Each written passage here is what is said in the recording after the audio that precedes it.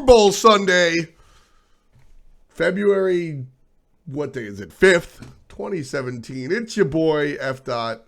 Sorry, we're a little bit late today. I was trying to do some things, a little bit of a sneak preview into what the future could hold for first period.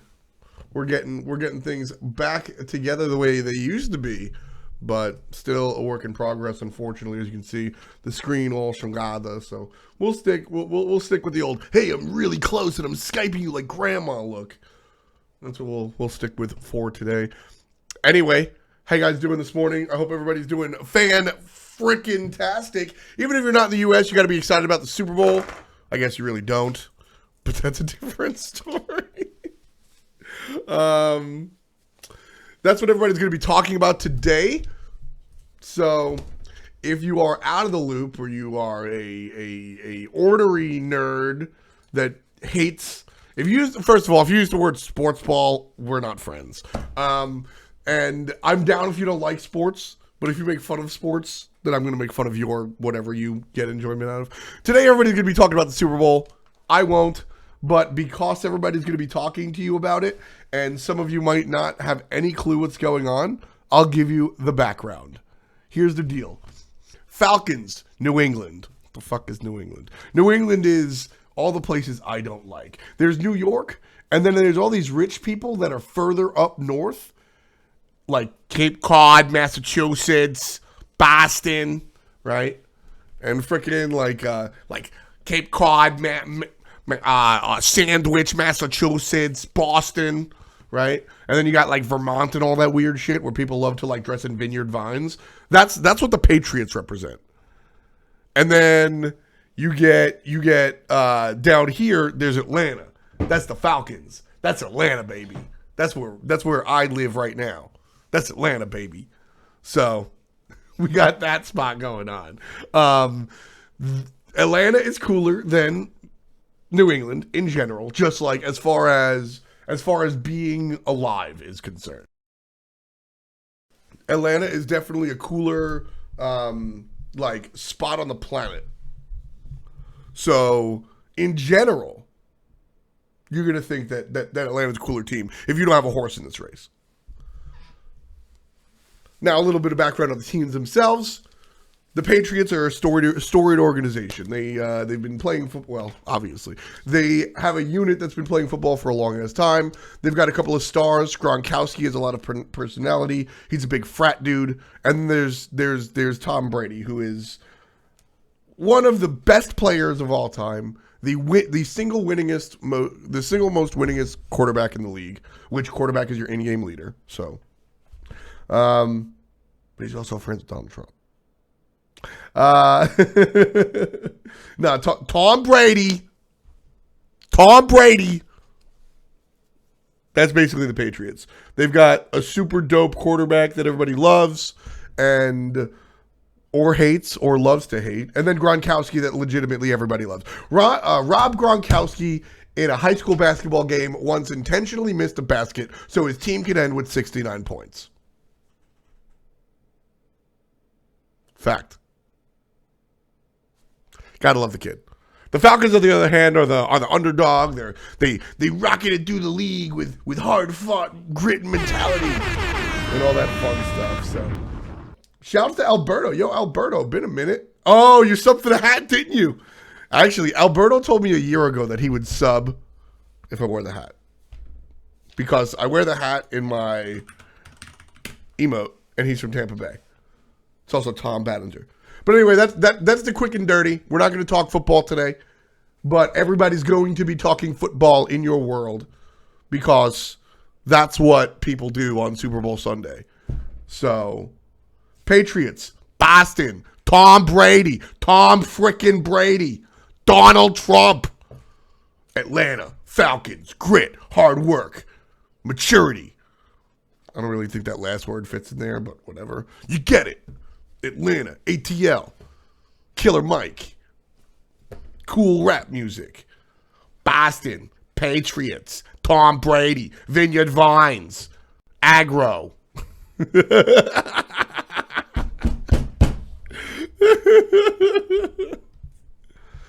And like Zashy said, Atlanta's cooler because that's where Gucci Mane comes from. Also, that's where Hi-Rez is. And Atlanta is the underdog. Fun fact, before we move on.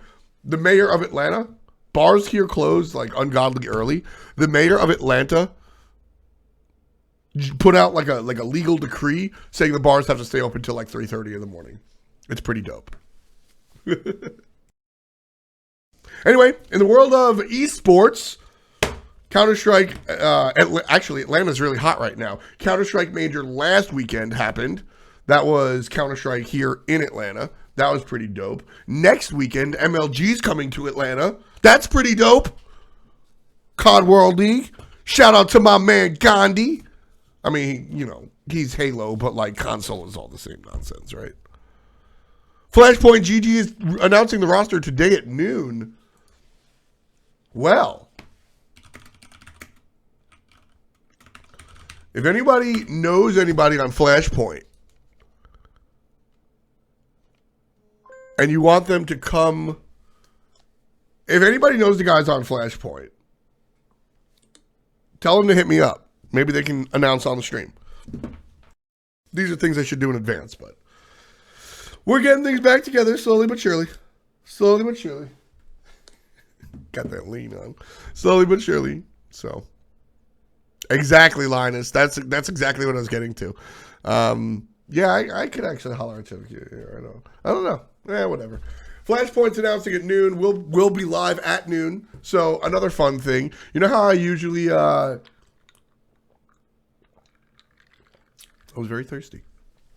You know how I usually do the Q&A and I cut it short? Well, I'm not cutting it short today. No SPL broadcast, baby. No SPL broadcast, baby. So, with no SPL broadcast, I mean, I'm saying that like it's a good thing. That sucks. I want Pro Smite. But with no SPL broadcast, you know what that means?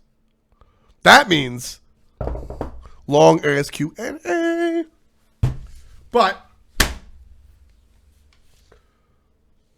let's talk rosters because we actually have some. Look at that. We actually have some rosters. Ventium. Oh, well. Vitium knows. So, where are we going to start? Let's start off with the most exciting scene in Pro Smite. The most talented, the best, the coolest, the swaggiest European console. Predators or... So, in European console, there are two teams. Excel and Excellence. In a 4-team league, 2 of them have the same goddamn name. One of them, Team EX.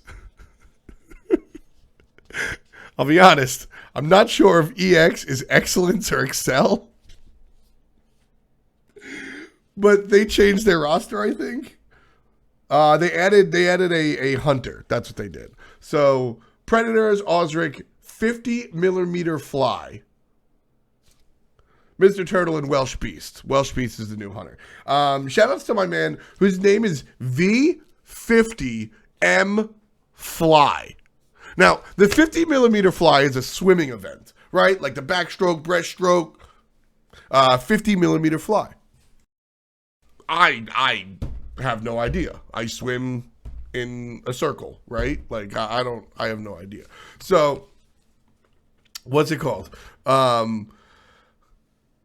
Me and Hindu Man were commentating this team for the first time and had no idea. Or maybe it was 50 meter.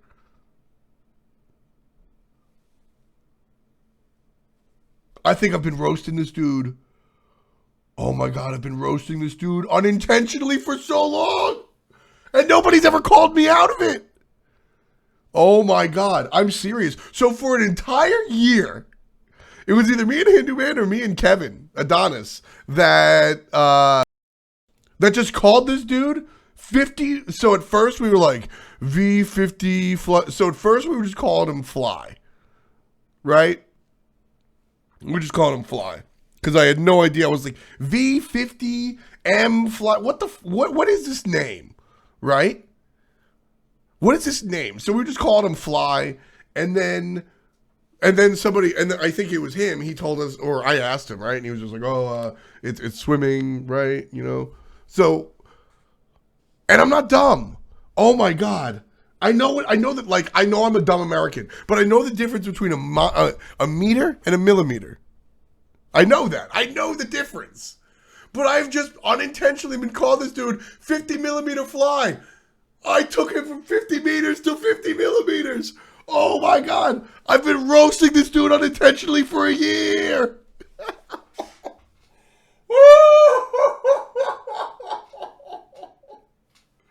Oh my God.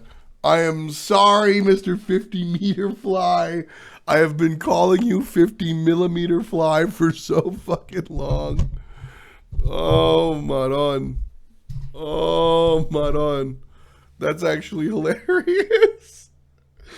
Oh, that sudden realization. Oh my God. That sudden realization. 50 millimeter Fly. Ready? Go. Set! I mean, you couldn't see, like, if I just thought about it for a second, 50 millimeters is like, what, an inch and a half? Maybe 2 inches? Could you even physically, you couldn't, like, if you're standing and they call set, as you go into your swimming pose, you're already, like, far over the finish line. Oh my God, I'm so, like, I don't think I've ever called him 50 meter Fly. I've called him 50 millimeter Fly the entire time. Somebody go on Smite Pro and find a clip. I don't know if his team is Excellence or Excel. It's EX. It's either Excellence or Excel. You couldn't get into a 50 millimeter pool. A 50 millimeter pool. That's a puddle. Oh my God. Oh, it's got to feel good, man. That's the way to start off the day. Making fun of Tom Brady, Tom the God Brady, and Donald Trump. Making fun of those guys, and then realizing that I have not only called a player by the wrong name the entire time, but that I have, like, oh my God. Osric, I have never called him 50 meter Fly. Osric, tell me something about Welsh Beast. Is he good? I think I saw him in relegations or something. Tell me something about Welsh Beast. Osric is on the team. They are Team BM now because they left their... Thank God you guys left. Having Excel and Excellence in the league, F me, dude. Thank God you left. Linus with the hot joke. Seamus. I just, like, didn't even, you know. Oh, man. But not only did I call him the wrong name, I, like, it was it's like an offensive wrong name. Like, that's as if I called Dark Dodo the Dark Doodoo intentionally for an entire year without ever actually calling him Dark Dodo. Like, can you imagine that? Just every cast serious as fuck, not even noticing, just like, and here in the middle lane is Dark Doodoo coming out with a Doom Orb right here. This is probably a questionable decision. Oh, and he gets killed. That's his 17th death of the contest. Even if he's doing well, right? Just like, even if he's doing well. 50 meter Fly is, like, not a bad player relatively to his league and his team. He's a, like, okay dude. Oh, God. Woo! 50 millimeter Fly. 50 meter Fly. Oh, my God. Well, now that we got that out of the way, I don't want to mess with Vitium's name. I've messed with Vitium's name. Vitium has messed with Vitium's name too many times. How about that? How about that? And for all the shit that he specifically and the rest of that little meme squad gives me, I have gone out of my way to pronounce his name correctly, I think 3 separate times now. And so they can eat the 50 millimeter Fly. How about that? Okay? How about that? Anyway, staying on the European side of things, but let's move over to PC. That's literally the only console roster I have.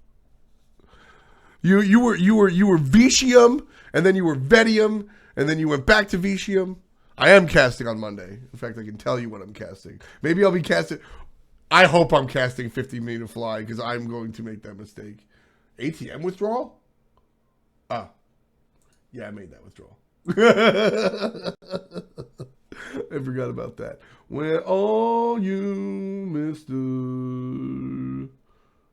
Caster schedule, 6th February. I am casting finals, European finals with Hindu Man! Yo! Fucking Predators. Y'all better make it to finals so I can say 50 meter fly correctly. Because I have never once called him 50 meter fly.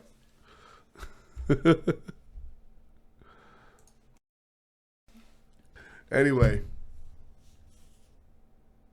Me and Hindu get to cast together. That should be fun. That should be fun. But y'all better make it to the finals so I can actually call him by his correct name. And then I'm going to be in the moment. I'm just going to be like, and they're coming in. And that's all I'm going to be thinking. All I'm going to be thinking is, okay, make sure to say his name correctly. Get into the game, say his name correctly. It'll be like, ladies and gentlemen, introducing Team BM, Predators in the solo lane, Osric on his signature Hun Bats in the jungle, Mr. 50 millimeter fly, fuck. That's exactly what I'm going to do. Vitium is totally better. Vitium sounds dumb as hell. That's exactly what I'm going to do. So, I don't know. I think it's a hopeless case, but it will be what it will be. Novus Orsa, or the Big Bear, the new bear, the dumb bear, the why do you still play with this jungler bear? In Latin, I believe that's the official translation. The why haven't you left this team yet, Shadow Nightmare bear? I think that's the correct phrase. Ducky in the solo lane. Love it. I think Ducky played well for Team Dignitas. Frostak. Worst name change in the SPL. Save that for later. That's a good one. Frostak in the jungle. Why, dog? Shadow Nightmare in the mid lane.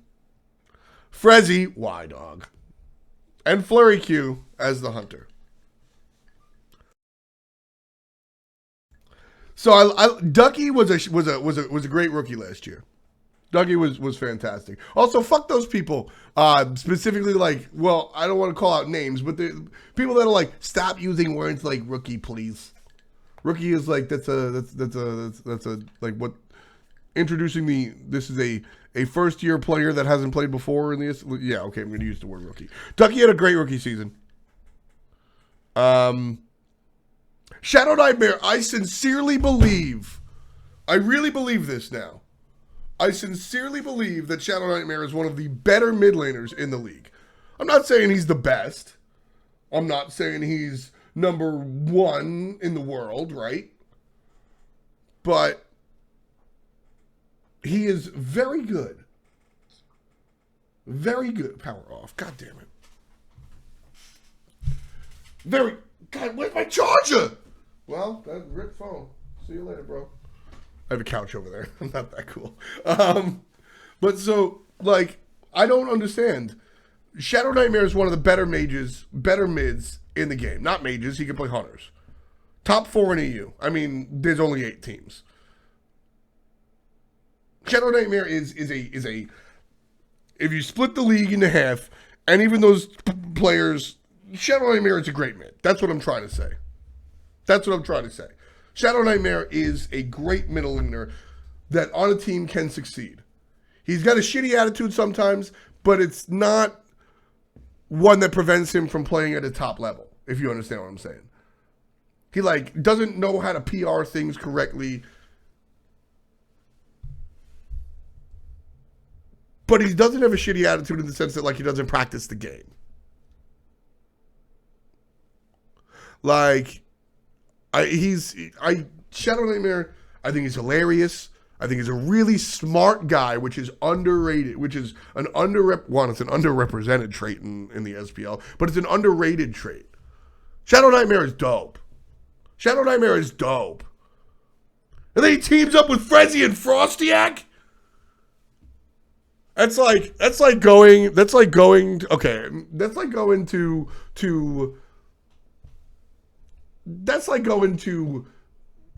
Jiro dreams of sushi. #1 sushi chef in the world, and go, I'll have a California roll and a Boston roll. Can you put some cream cheese in that bitch? That's like going to a steakhouse and saying, hey, can you get me a filet mignon and bring me some ketchup? I don't understand it. I just don't understand it. Frosty isn't that bad, John. You're 100% right. But Frosty is just, he doesn't have a medium. He is hot or cold. His Thor is 0-7 or 7-0. There is no difference. No difference. And Frezzy, I mean shit.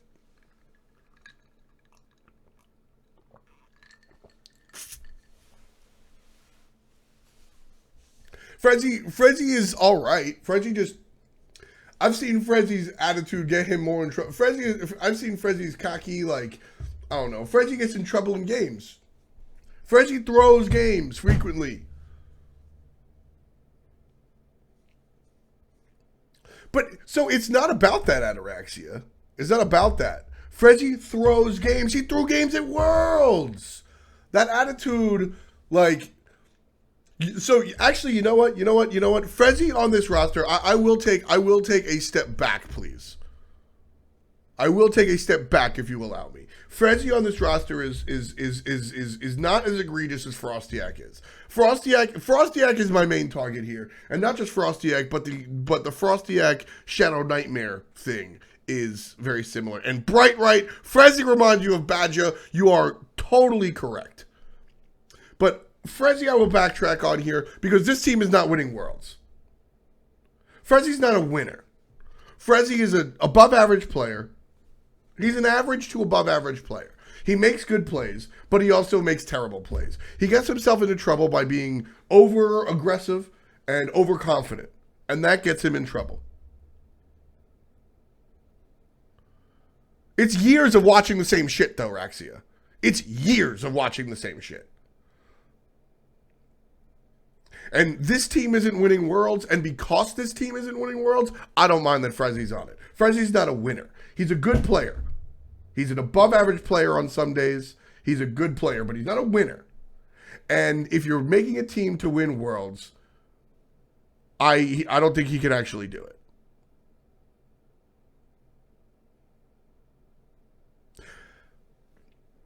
But because this team is a project team, I think that he's somewhat valuable to the roster. I wait the moment. I wait the moment when he gets in trouble with Shadow Nightmare and Shadow just barks him off the team. You put him on a top team for one season and gets to the grand finals at Worlds. I think other people had a lot to do with making it to the grand finals at Worlds, Ataraxia, with variety. You, like, support is a position that can, I don't know. He didn't get carried. He did his job. If you watch the sets of semifinals and finals of Worlds, Frezzy did a decent job. I'm not here to bury Frezzy under the ground. My main target of this hate on Novus Orsa's roster is Frostak. But Frezzy comes into it. But like I said, since this roster isn't winning Worlds, I don't mind. No, this is not what I said about Variety whatsoever. I never said this about Variety. Not at all. Zero. No. Nope. Nah. I said Variety was bad. And I noted that Variety improved. And consistently improved. And then when Variety got good, I said it. And then when Variety got great, I said it. And then when Variety was the best fucking player at Worlds, that's what I said. I never attacked Variety's attitude because Variety never had that attitude. He's never had that attitude. Frezzy has had this attitude forever. You've seen it in every game. Every game. And with that in mind, I don't think that he is conducive to a winning atmosphere. Novus Orsa is a team that needs to learn together. They need to grow. They need to get rid of Frostak. They need to grow. with that in mind, I don't mind Frezzy being on the squad. That is what I said about Get Fisher. Well, sort of, not really. I didn't attack Get Fisher's attitude. Frezzy is a player. It's important that you guys realize that I'm talking attitude here, not gameplay. That's a big distinction. That's a big distinction. I think that Frezzy is on a scale of 1 to 10, he is a 6.5, and sometimes he shows up like an 8. Yes, teller of truths. Yaman's single Neath taunt against Eager is better than every single of Frezzy's taunts ever. Yaman's Neath taunt won them a fucking tournament. Frezzy's taunts on support get him farmed. If it was the truth, it wouldn't have made it to Worlds, man. Everyone made it to Worlds. Half the league got the Super Regionals. Absolutely not. And like I said, that Obey roster was a fantastic roster. That was a great roster. Ataraxia in the Hunter role, you're an above average player, a consistent above average player. All right, you know what? Let's fine. Let's dissect the old Obey roster. Instead of Maniac, there was Variety, and instead of Emilzy, there was Frezzy. Variety, best player in the league last year. Period. Captain Twig, exactly what you needed. Captain Twig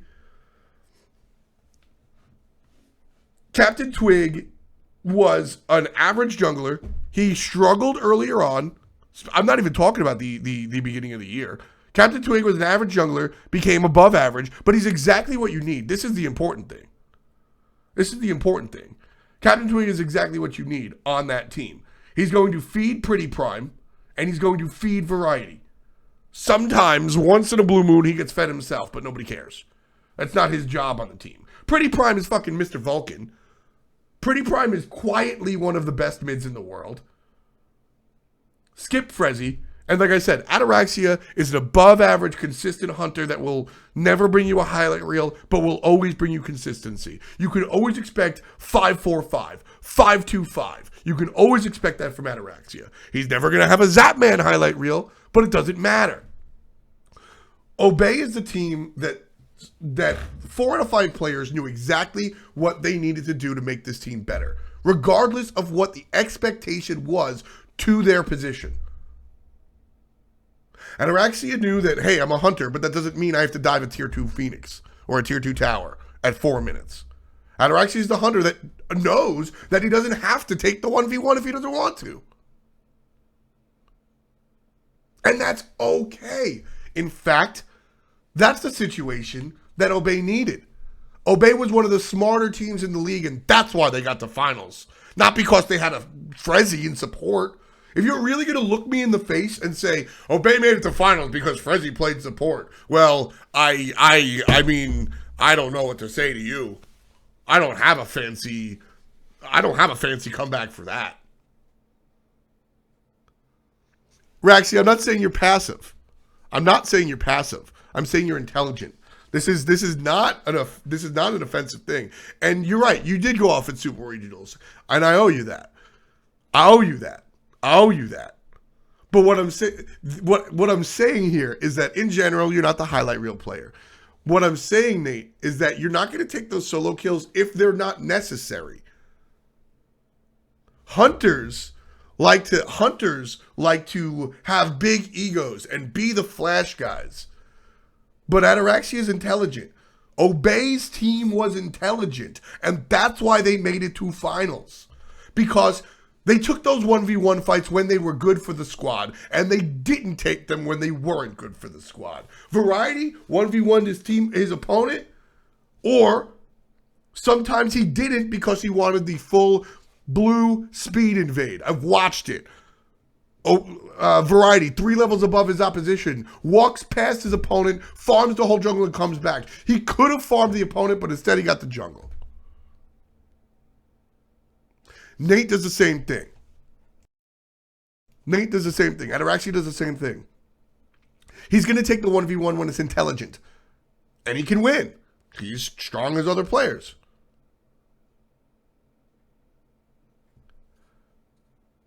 But he's not going to take the dumb fights that other hunters might.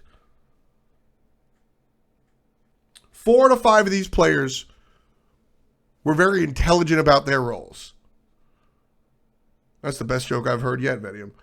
And because of that, they made it to World's Finals.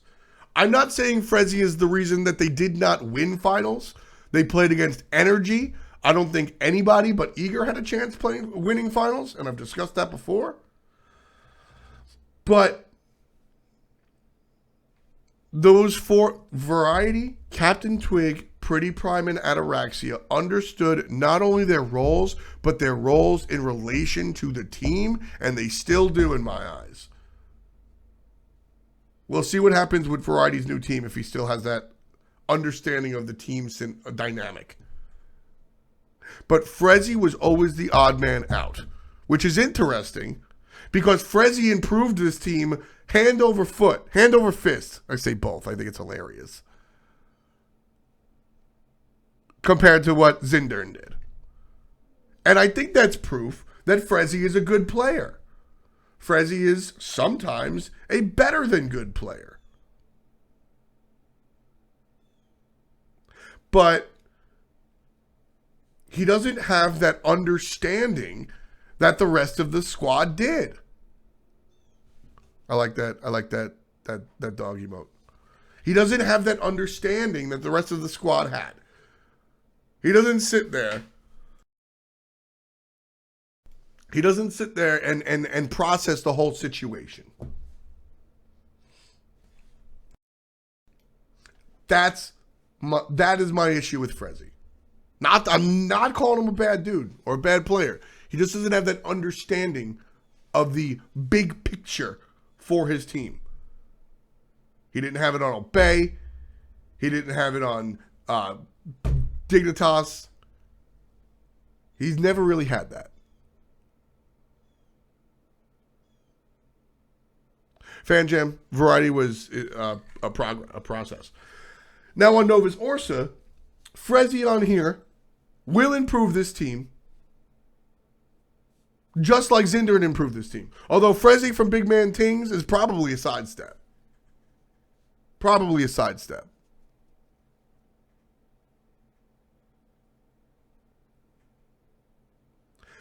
Ducky, great solo laner. Sure, keep him, whatever. Shadow Nightmare, that's the mid laner. Love that dude. Flurry Q, the jury's still out. I've seen flashes. I don't know how strong Flurry Q can be. Frezzy on this team, it's a sidestep from Big Man Tings. Maybe an upgrade, depending on how he plays, right? It's just whatever. It's the Frostak that bothers me. It's the Frostak that bothers me, really. How many times do you hammer a screw and realize it don't work? Huh? How many times can you try the same thing and just realize that it's not going to happen?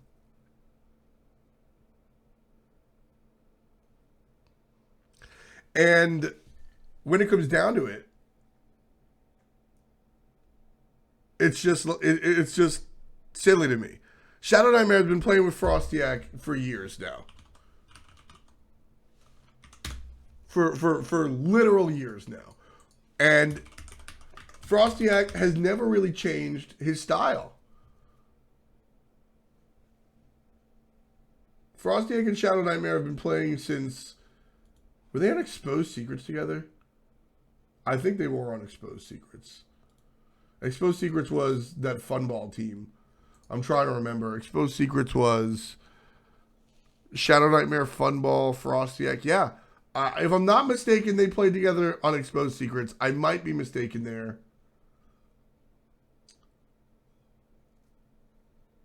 And that was the fucking launch tournament. Or that was that period of time. That was 2014. They won the TSM Invitational thanks to Zalia and Zalia. Zelia was one of the better players back then. Shadow Nightmare and Frostak have been playing for 3 years, and they just never won. They won the TSM Invitational, thanks to Zelia, and Season 1 European SPL regular season. But the other 3 players of the team were Zelia, Funball, and Half Devil. Roasting Ataraxia? You people are fucking stupid if you think I roasted Ataraxia. How did I roast Ataraxia? I complimented Ataraxia. You people are dumb. I'm roasting Frostak and Shadow Nightmare to a lesser extent for sticking with Frostak.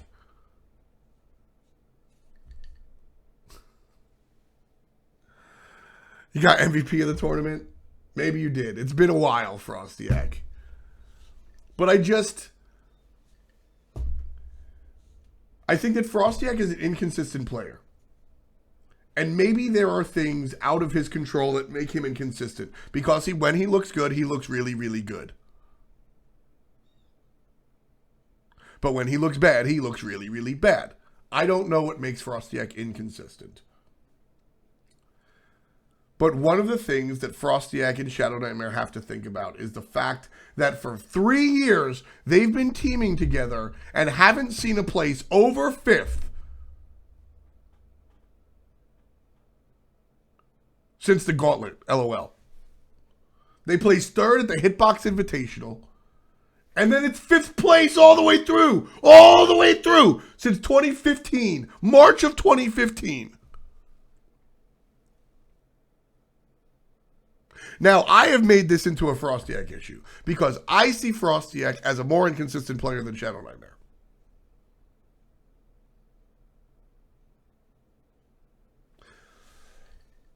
But maybe it's a team thing. And I'm willing to think that maybe it's that. Maybe on the games that Frostak does well, Shadow Nightmare's like, yeah, Frostak, you're going to crush it. And in the games that Frostak does poorly, Shadow Nightmare goes, nah, Frostak, you suck. Maybe that's the case. I don't know. I'm not in their comms. It's consistency. But my point is, whatever the reason, this Frostak Shadow Nightmare bond hasn't worked in 3 years. Give it up. Give it up. I defend not roster. I defend keeping a solid roster. You guys know I'm on the side of keeping a solid roster. You know that. I don't like when people are hasty to change their roster. But at some point, something's got to give. At some point, you've got to make a change. I loved the roster change from Zindern to Frezzy. You're rolling the dice, Frostak. Also, shout outs to the old account. I saw you on C9. But my point is, maybe it's Frostak. Maybe he's not good enough, which is not what I'm saying. I'm saying he's inconsistent, and something's got to change about that for this team to win. But more importantly, I would love them to split. Shadow Nightmare is a great player. Frostak has flashes of greatness, but in my opinion, is a largely inconsistent player. Just get divorced, man. Just get divorced. I feel like y'all, you know what Frostak and Shadow Nightmare are? Frostak and Shadow Nightmare are the two kids. Well, Shadow Nightmare is the kid that gets a perfect SAT score and then stays at home to go to community college because his girlfriend is going to go to school locally.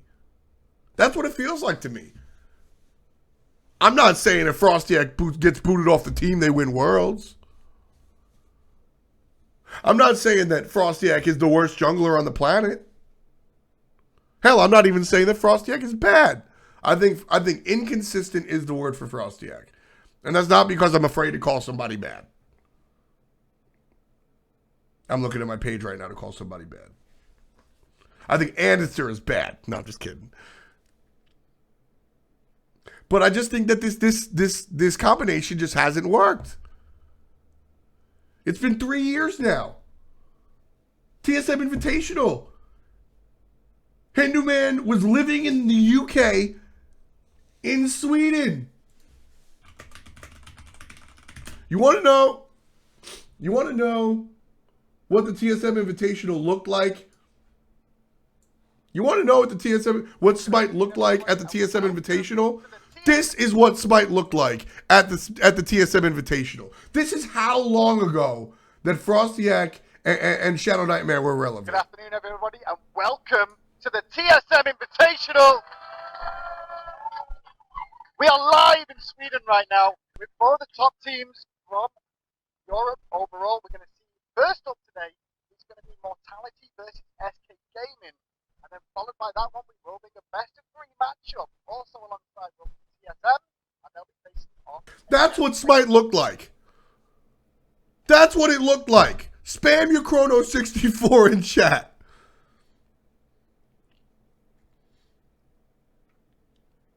Frostak and Shadow Nightmare have to cut it. They have to go in different directions. They have to just leave it, man. My 2 cents, I think Shadow Nightmare can do better things without Frostak. Frostak, who knows? But at the end of the day, I think both of these players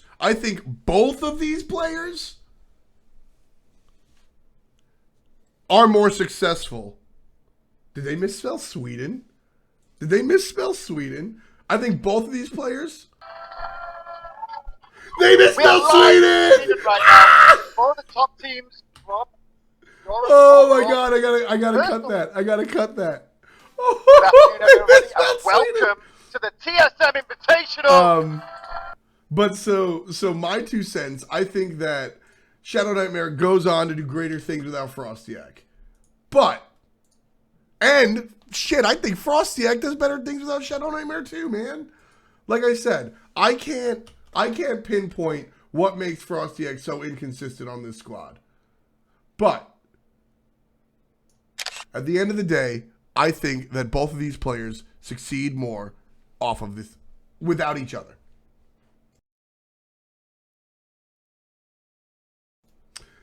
New beginning. This is Deathiance's new squad. Otherwise, this was what's it called? Cringe Crew. Please don't call your team Cringe Crew again. Please don't call it Cringe Crew. New beginning. No numbers. That is a Sobek player. He's in the solo lane. Repicas, Cherio, Murder, Game Hunter. This is the middle of the pack team. I don't think there's anything passionate to say about these guys. These guys are okay. I'm excited to see No Numbers play. I think No Numbers is pretty dope. He is an underloved player in the league for sure. He, I think, can add value to this team more than people expect. He's been, like, king of the Challenger Cup. He played with the Pikachu and Half Devil, and then he played on that team that did pretty well. Gorgonzola, Tins, Lace, Death Panther, if you remember them. They did pretty well. And then just recently, he subbed in the what's it called? In the stupid Eager tournament.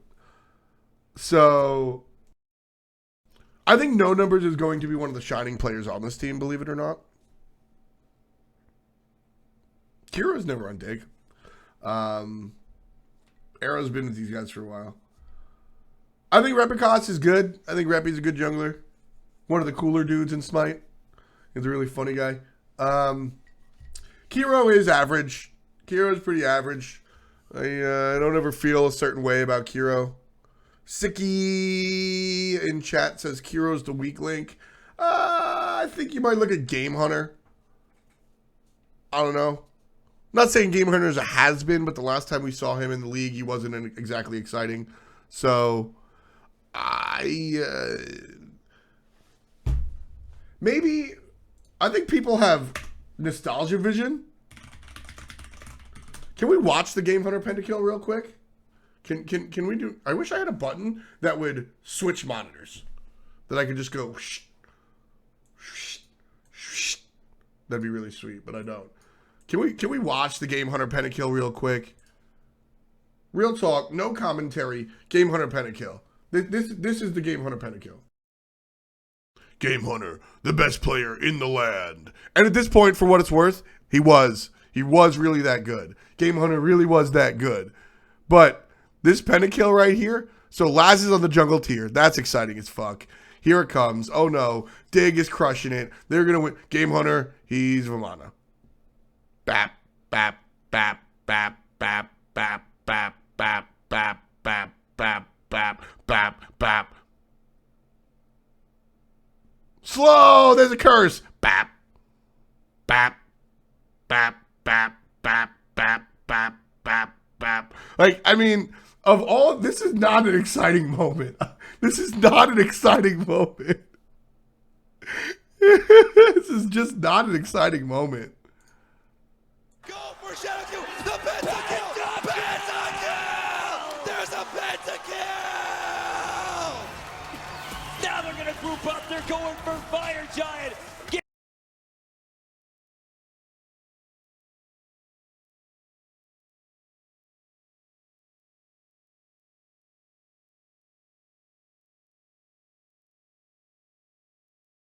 I was muted. LOL. No hate on Game Hunter. Game Hunter really was that good back in the day. He was arguably the #1 guy.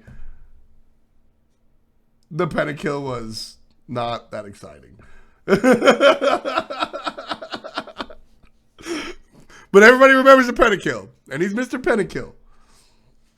So, when it comes down to it, I don't think that is the same Game Hunter. I don't think that we see the same Game Hunter here any longer. I don't think that Game Hunter is the same player that he used to be.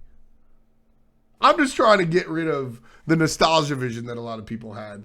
But I just don't think that Game Hunter was really that good. Oh, whoa. I don't think Game Hunter is as good as he used to be right now. Not what I'm saying. Not what I meant at all. Definitely not what I meant. So, with this roster, one more time. No Numbers, Replicas, Cherio, Murder, Game Hunter. I think No Numbers is going to surprise a lot of people. And he might even be the standout player on this team above Replicas. I think Replicas is a consistent jungler. Consistently above average. Cherio is whatever. Just whatever. I mean, Cherio is... I don't know. Cherio is just... Cherio is warm pizza. It's not as good as hot pizza or cold pizza, but at least it's fucking pizza. That's what I feel about Cherio, right? Murder, sure. I don't have beef with the way Kanye Life plays. Sure. And Game Hunter, I think, is not as good as he used to be. This is an average... This is an okay team. I don't hate this team. I love this team. I don't think they're going to fight. I don't think they're going to, like, get relegated out unless somebody really poops the bed. But we'll see how it works. TBA. Scarred like Tony. TBA. That's not their official name. They just don't have a name yet. This is the Lobster Squad. This is the Lobster Squad. These guys, unfortunately, Lobster, Zelia, and Funball had two of their important players leave. Yeesh. Trix Tank and what's his name left the squad. Cubo Fred. So they've had to find two new players. Cherio and Big Man Tings come together. I think this is a solid addition. I think these are two solid additions to the team. Now, I'm not saying that Cherio and Big Man Tings are better than Cubo Fred and Big Man Tings. Or Trix Tank, excuse me. But what I'm saying is I think this is a positive move because what are you going to do? Zashu. I've called Cubo Fred, Quavo Fred far too many times on official broadcasts. Like, sometimes it's for flavor. Like, I'll be like, there he is, he's piping him up, it's Quavo Fred! He's beating him up like Fight Night, it's Quavo Fred! And then there are times I'm just like, and then you look over here at Quavo Fred's build. And then I'm just like, shit, that's not actually his name.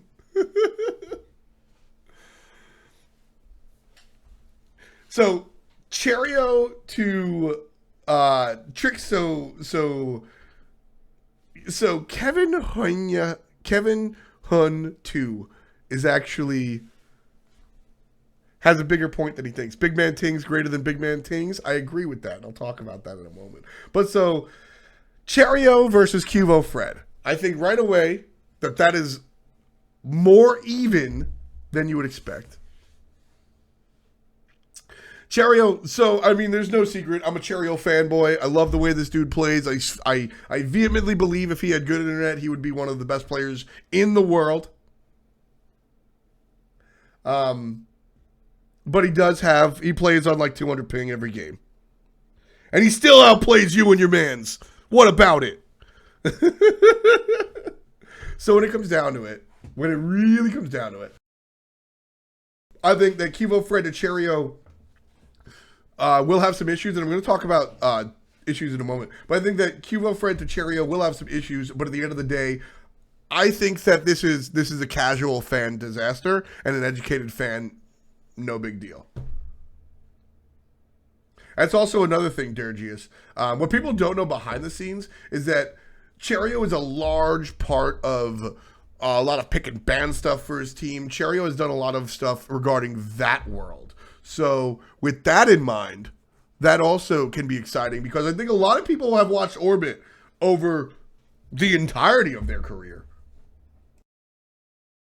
And just go, what, why would they pick that god? Or why would he build that item? And Cherio helps his team. Cherio is a driving force between a lot of his builds, a lot of the picks that go into it. So I think that there is an unseen upgrade here for Cherio over Quavo Fred in some regards. Now, before I move on to Big Man Tings, I want to stop because I want to mention the fact that Cherio and Big Man Tings, even if they were the same players or better than Quavo and Trix, you have to think about the bigger picture. The fact that the Lobster specifically had played with those other two guys for 4 years. Years on years on years on years. And so, because of that, there's going to be a step back regardless of the intelligence and gameplay level of these other guys. So there is going to be a step backwards, or at least a side step, where they have to sort of Scooby-Doo. You know what I mean by Scooby-Doo? When you're like running your feet but not going anywhere. They're going to Scooby-Doo for a second, and then I think they're going to launch like Scooby-Doo does. Long term, I actually think Cherio and Big Man Tings might be just as good, but smarter than the old squad. It's very interesting. It's very interesting. So Cherio plays from Egypt. Yes, there are some political things going on right now. If you guys have been following me, you know that I personally am really upset about all of that stuff. I'm not a fan of exclusionism, which is what's going on in politics right now. But there was an overturn. Basically, the President of America, if you guys are out of the loop, the United States President of America basically said, yo, people from these countries can't come to America ever right now. Maybe later, but right now, they can't come. I don't care if they got green cards or if they got a tournament. They're just not allowed to fucking come. And everybody was like, dude, what? So everybody protested, and the ACLU got nuts, and it got overturned. It's okay for the moment. I was very upset. And I'm not afraid to be upset about that shit. But right now, it's okay. So, this is not a political show. This is an esports show. And as the politics relate to the esports right now, Cherio is good. That's not actually what he said. Fan Jam, we're shortening things. It's not a political show. It's an esports show. That was the bottom line. And that was how it affected esports, and now it doesn't. I like Cherio better than a jungler. I like Cherio better as a jungler, in all honesty. I think mid probably helps him with ping issues. Maybe. I guess that's not really a thing. Mages have skill shots. But yeah, FanJam, you don't understand how condensing ideas work, but that's okay. In any event, Zelia, Cherio, Lobster, Big Man Tings, and Funball, I think, are going to be a very strong team. I think that it's going to be a squad that excels maybe even better than Orbit. I'm not calling it yet, but I'm calling it. I think that this team might be better than Orbit later on.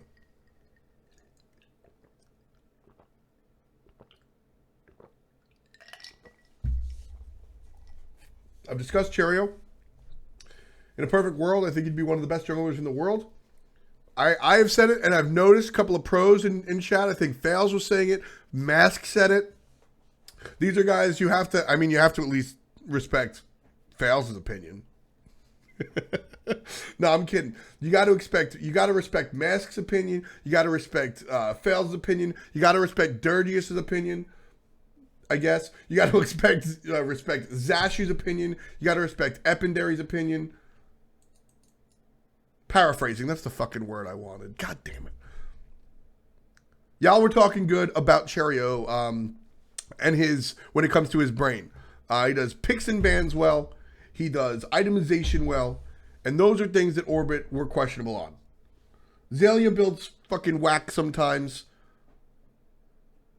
I don't know anything about P's and B's regarding what the hell Orbit does. I think Cherio might fix that if Zelia, Lobster, and Funball allow him.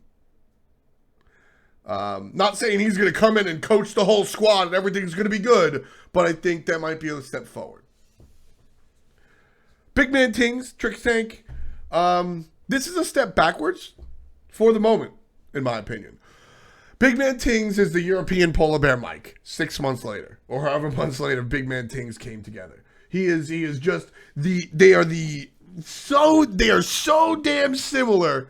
They are so similar. I love it. I think that PolarBearMike is more coached than Big Man Tings. But I think that BMT is the spicy BMT this year. Not the regular BMT. I think this year he's the spicy BMT. Ranks up on Wednesday. Big Man Tings has consistently improved in every outing he has played, in my opinion. I think that you would be hard-pressed to go ahead and look at a situation or look at a broadcast and go, this broadcast happened, and then later on this next one happened, he got worse. I was up on Monday, not Wednesday, my bad. I don't know. Ask Pom-Pom. I don't fucking know. I talk esports. Anyway, I think that when it comes down to it, you look at Big Man Tings, and he's just consistently improved. He's not as good as Trick Tank, and I don't know what his ceiling is.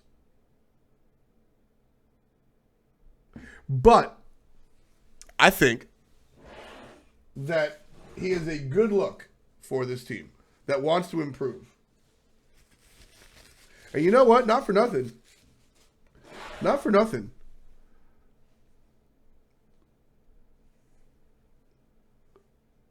This might even help the team. Now, I'm not saying the team has this attitude. In fact, they don't have this attitude at all. But sometimes a team can just say, hey, we're good enough. Now, I'm not saying that Orbit had stopped improving, especially Funball. That dude is thirsty as all hell. But I think that complacency can sneak up on you. I think that you can accidentally get complacent.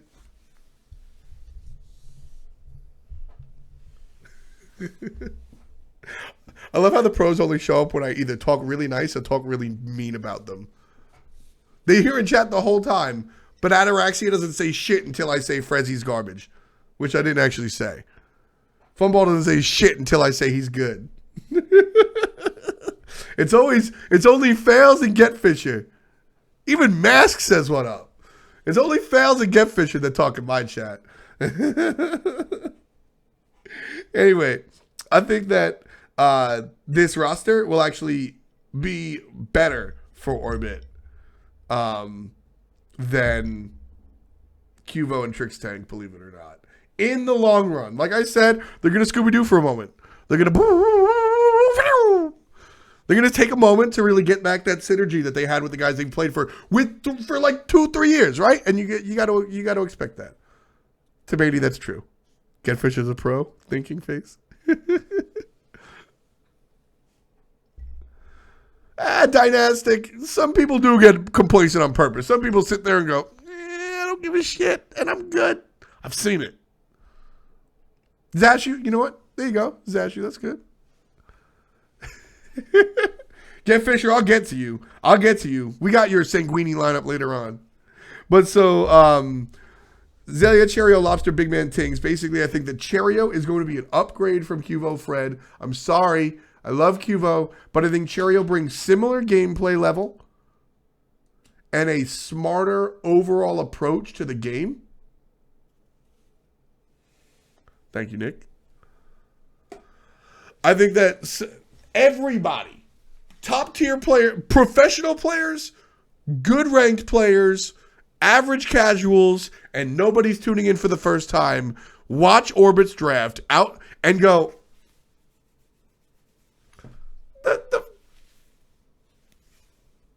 why did they pick that? Orbit's picks and bans have always been an issue at LAN.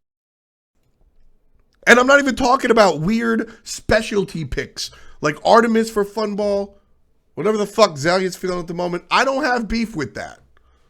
Your specialty picks are your specialty picks. You want to play Blink Artemis? If you can do it as well as Funball can, you can go for it. I don't care. I'm talking about some weird picks that Orbit winds up, even after the fact, no names, but players go like, did we really pick that?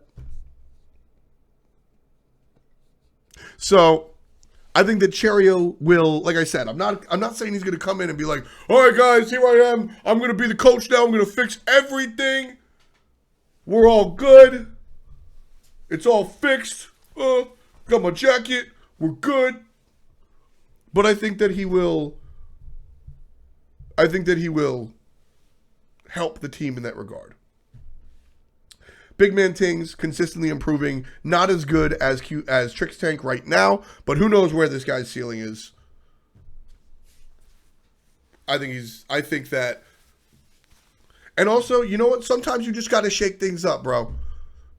I love all 5 guys on Orbit. Yeah, a little bit less so. We ain't as friendly. I don't dislike him, but we don't hang out like the other 4 dudes.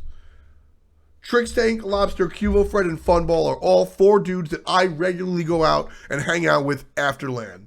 And I don't really hang out with players.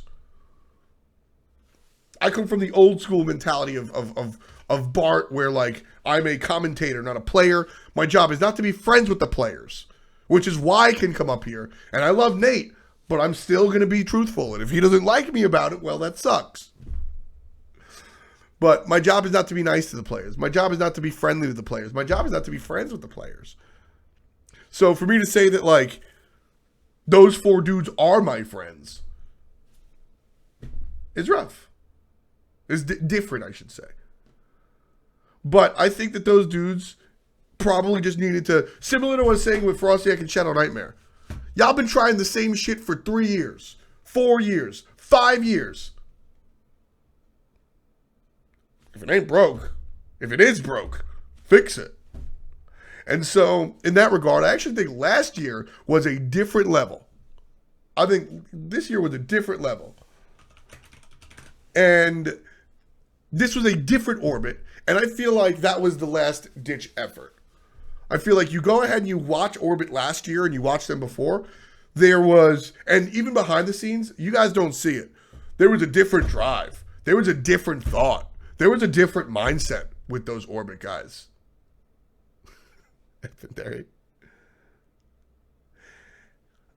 I'm not, like I said, it's important for me to illustrate the fact that Orbit was never like la-di-da. They were never blasé. They were never complacent. They were never Mr. Don't Give a Fuck. But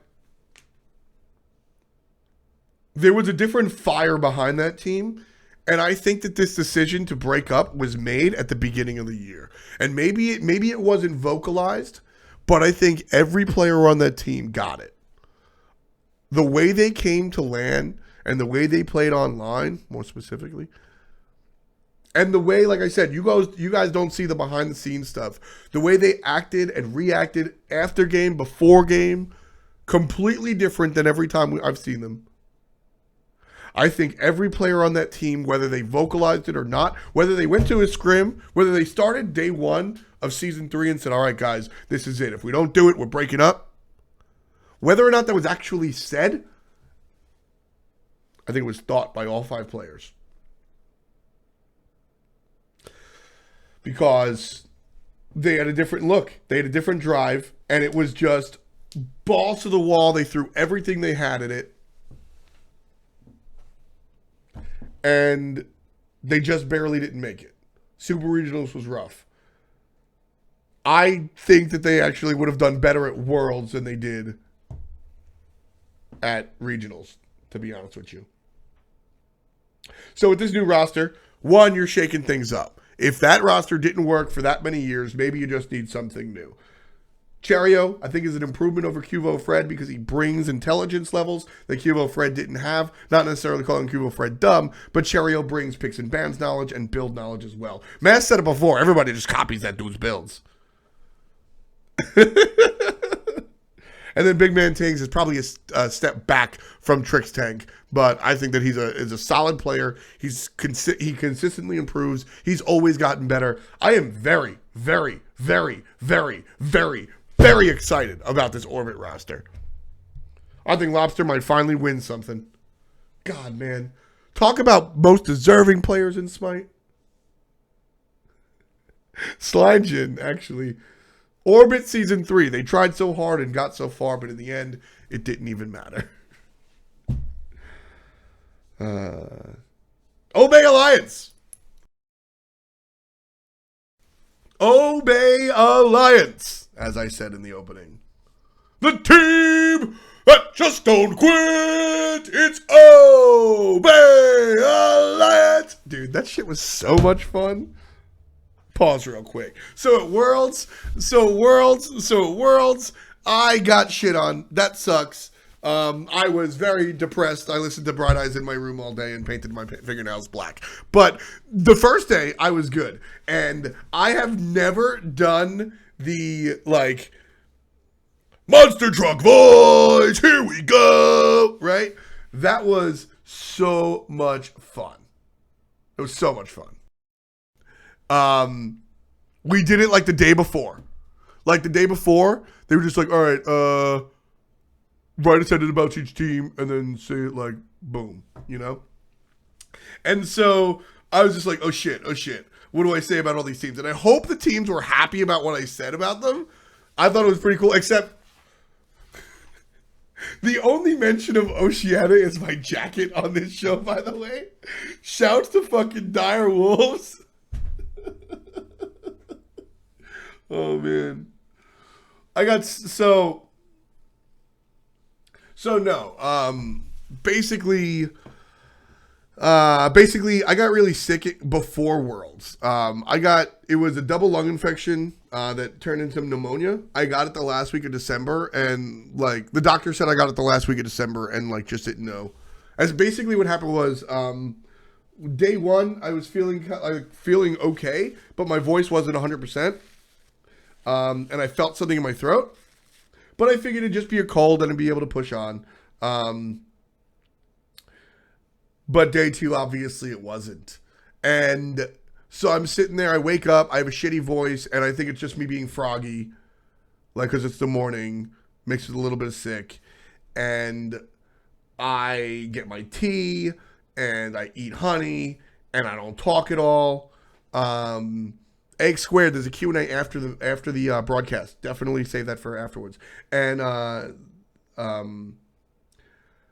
I don't talk at all, basically. I wake up in the morning and I say a passage, right? I'm just talking out loud for the sake of talking out loud. I want to see how my voice sounds. I'm going to count to 10. 1, 2, 3, 4, 5, 6, 7, 8, 9, 10. And I'm at like a 4. Probably a 3. No, let's be realistic. I'm at a 1. I'm at a 1 or a 2. And I'm thinking it's just me being understanding that I'm not at a 10 and and it's the morning. So I just figured it was that. I don't speak at all for the next 4 hours. And I just assumed my voice would be better. And as I got up to go cast, I said a couple of words and realized that my voice wasn't really there. And so mid-game, we swapped. Like, casting has positions similar to gameplay. I am traditionally a chair 1 or a host. I'm the play-by-play guy, right? I'm exciting, and basically my job is to say the what. I do the teammates, and there's the Athena taunt, blah, blah, blah, blah. And then Adonis's job is to analyze and go, oh, blah, blah, blah, blah, blah, blah, blah, blah, blah, blah. This is what happened. This is why it happened, or this is how it happened. And then I think it was Funball at the time, Suntouch at the time. His job is to be like, well, yeah, that's why they did it, because they did this, right? Very quickly, as soon as I introduced the teams, I was like, so, Kevin, you want to switch seats? And that really sucked. The game ended, and I said, I can't cast this. I pulled myself off. And I went directly to the internist. I just went to my internal bullshit doctor. And I was like, yo, like, give me roids. Do something. I need to talk tomorrow. And she gave me some medicine. I got some holistic shit. I walked into Whole Foods and I said, give me your most hippie employee, and told them to point me in the direction of shit. Of the good shit. Didn't work. Oh well. That was really shitty. And that was that. Obey Alliance.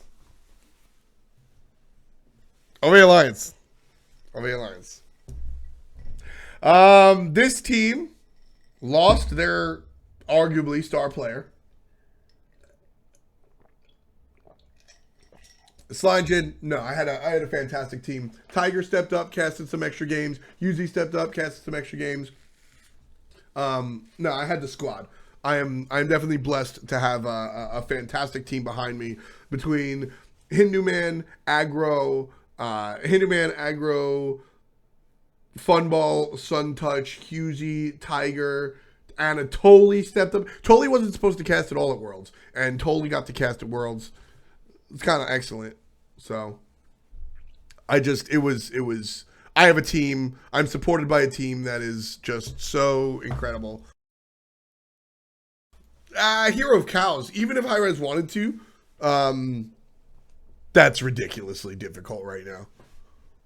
Especially right now, considering the political climate. But even before, when the political climate was arguably the opposite, getting people like to the ability to live in the country to work for you for esports as talent is,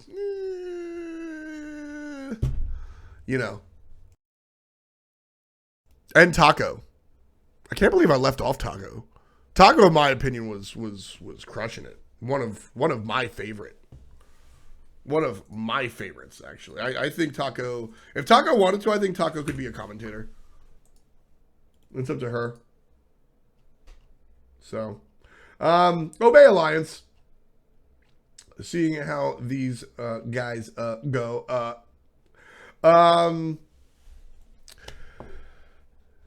Obey Alliance. They lost their arguable star player. I think Variety is definitely a star player. Yuzi's from Australia. Getting somebody a visa or a green card or whatever the fuck you need to work here for Esports is ridiculous. Hindu Man is lucky enough to have met the love of his life here and got married. He did not come here for esports legally. He came here for his wife, moved in with her, and then got a job. Like, I ain't marrying Yuzi. Maniac, Twig, Pretty Prime, Emilzy, and Ataraxia. And, excuse me, I need to put my announcer voice back on. That's why I brought up Worlds. Introducing the return of the Portuguese powerhouse. It's João Maniac Ferreira. Forgot his last name for a second. So Variety bounced. Variety had the year of his career and then decided that he was too good for the team and bounced. I respect that. I respect that. I would have respected, like, that's a situation where I respect Variety either way. If Variety wanted to stick with the team, sure. I think that's good. If Variety wants to move on like he did, sure. I think that's good. I don't think that there was any beef. I have no beef with Variety leaving. I have no beef with Variety staying. Shout out to Santa in chat. I just like, that's solid. I think that the change to Maniac is going to be an obvious step backwards. I think that if you look at what Maniac's doing, so if you guys are newer to the scene, Maniac is, do I have the old roster page? If you guys are newer to the scene, Maniac used to be on the SK team that I used to love. Maniac was on the SK team with Reels and all those guys. He was a solo laner. He's a great solo laner. One of my favorites. Largely because of the attitude he brought. He had a must-win attitude. He had a weird god pool that he changed. And I think that's the large part of why he struggled, if he struggled.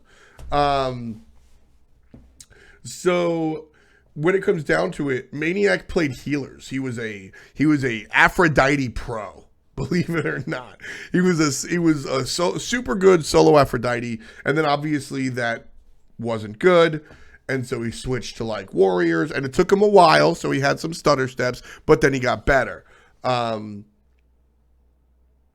Aura's my older brother.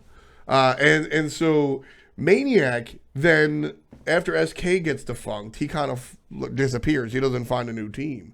And so I think that this guy, it all depends on what he did after the fact. Game Hunter left and never came back. Game Hunter left and never came back. I mean, literally he came back. But we've never seen Game Hunter. Like, we haven't seen old Game Hunter. I'm worried about seeing the new Maniac. So Maniac, near and dear to my heart because of how exciting Maniac is. Maniac is, he's crazy. He's exciting. He's going to yell at you. Okay, y'all don't get it. What I mean is that Game Hunter is not the player that he used to be, guys. Wow. Bunch of Amelia Bedelia's in chat. Game Hunter was once the inarguably best solo laner in the world. Arguably the best player in the world. And now he's a footnote. That's what I mean. He ain't God Hunter no more. He ain't no God Hunter. And so, Maniac, I'm worried. Maniac's exciting. He's going to yell at you. He brings personality to the scene. That is something that's so important to me. I don't want to watch esports played by robots, ever. There's going to come a point in time where technology is better. and we're gonna have League of Legends tournaments run by robots, and it's gonna be the RFL, the Robot Football League, and I'm not gonna want to watch. Although the Robot Football League would probably be more exciting than the NFL because they'd actually be able to, I don't know, celebrate. No fun league. I don't like the NFL. My point being, human personality is exciting. So Dr. Mad Hatter, basically, I showed a clip earlier. Game Hunter was one of the best players of Smite of all time, and now he's just not. He left for a year or so, came back, and just wasn't that good. So Maniac is one of these guys like El Chapo. If you guys saw me be excited about him, he's a console player shifting over to PC, theoretically. By the way, 25 minutes on the Flashpoint roster, waiting on it. Maniac is a guy that brings that passion, that excitement, that desire to win that you can feel. He's pushing your Phoenix and letting you know about it. He's sitting there like DJ Pernicus, like, yo, nice try, bro. You can't touch this. One of my favorite moments,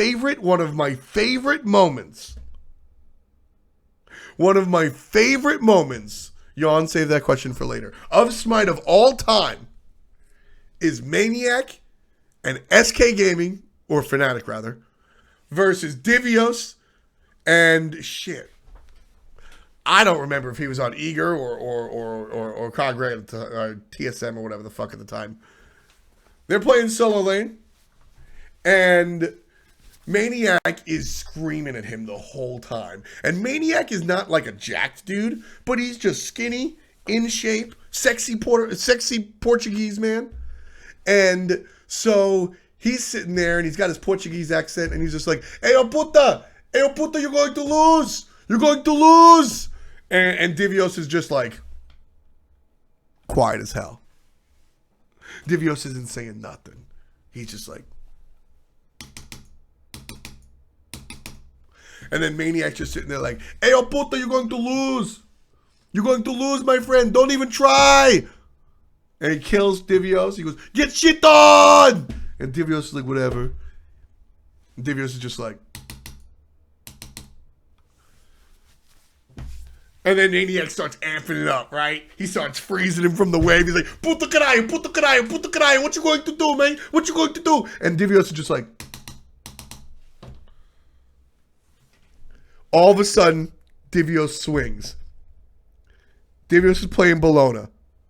And Divios, I swear to God, I think he even stood up, right? He's playing Bologna. He goes, rally here! And he fucking ults Maniac, gets the solo kill while role-playing Bologna. He's like, yeah, eat my Sag, eat it, yeah, die. The whole time when he's been quiet for like 25 minutes. And then all of a sudden, Maniac comes back. They're yelling at each other. And for the rest of the match, they just bark at each other. Divios winds up getting the better of Maniac. Maniac has egg on his face. But he still comes up just like, no, I'm going to get you next game. That's that passion, man. That's that passion, man. I love to see that. Link to the game. The sad part is that stuff doesn't make it on camera. I beg them to get those cameras out there, but when the game's on the screen, they don't want to show anything but the game. So I'll try to find the video. Let me put it out on the Twitter world. Let me see if Twitter can help me find the Maniac versus Divios game where Big D role plays Bologna. We'll ask Twitter if they can find it. But I've always loved Divios because of Divios loves the game. Divios just loves the game. At the end of the night, Divios is still talking about the game, right? I love Divios. He's one of those dudes that he's actually having fun when he's out there playing at LAN. When he's playing in the Pro League, he's loving it. Some of these dudes, it has become a game. It has become a job for them. And that's how it works Unfortunately, you see it in pro sports, right? Some dudes just are just playing the game, but then you have those dudes like Torrey Hunter. Then you have those dudes like Rob Gronkowski, even though fuck the Patriots. Then you have those dudes like Jeremy Lin that just enjoy the game. They just love the game. And that's Divios. And Maniac has that same level of presence and passion and excitement. And that's why I'm kind of really excited to see him come back to the league. But at the same time, I'm worried.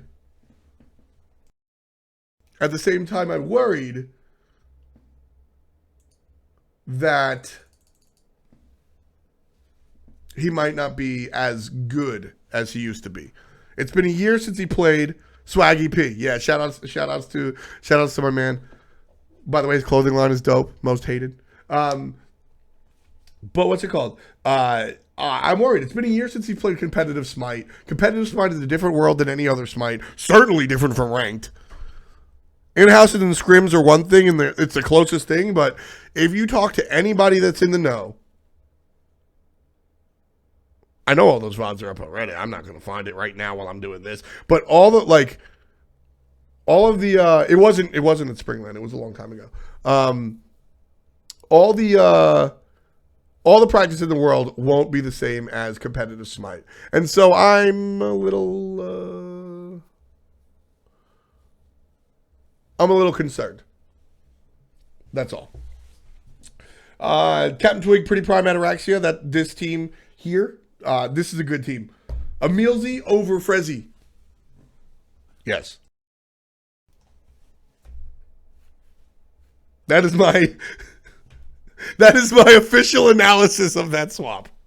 Yes. I agree. This is good. And Confrey, what about Confrey? Confrey was never good enough. Ataraxia and Emilzy, I'm very excited about this lane. I am so excited about this lane, it's not even funny. Ataraxia and Emilzy. So I actually don't think Emilzy is the greatest support in the world. I think he's very good. But I think there are clear flaws in his gameplay. But I just don't care. I just don't give a shit.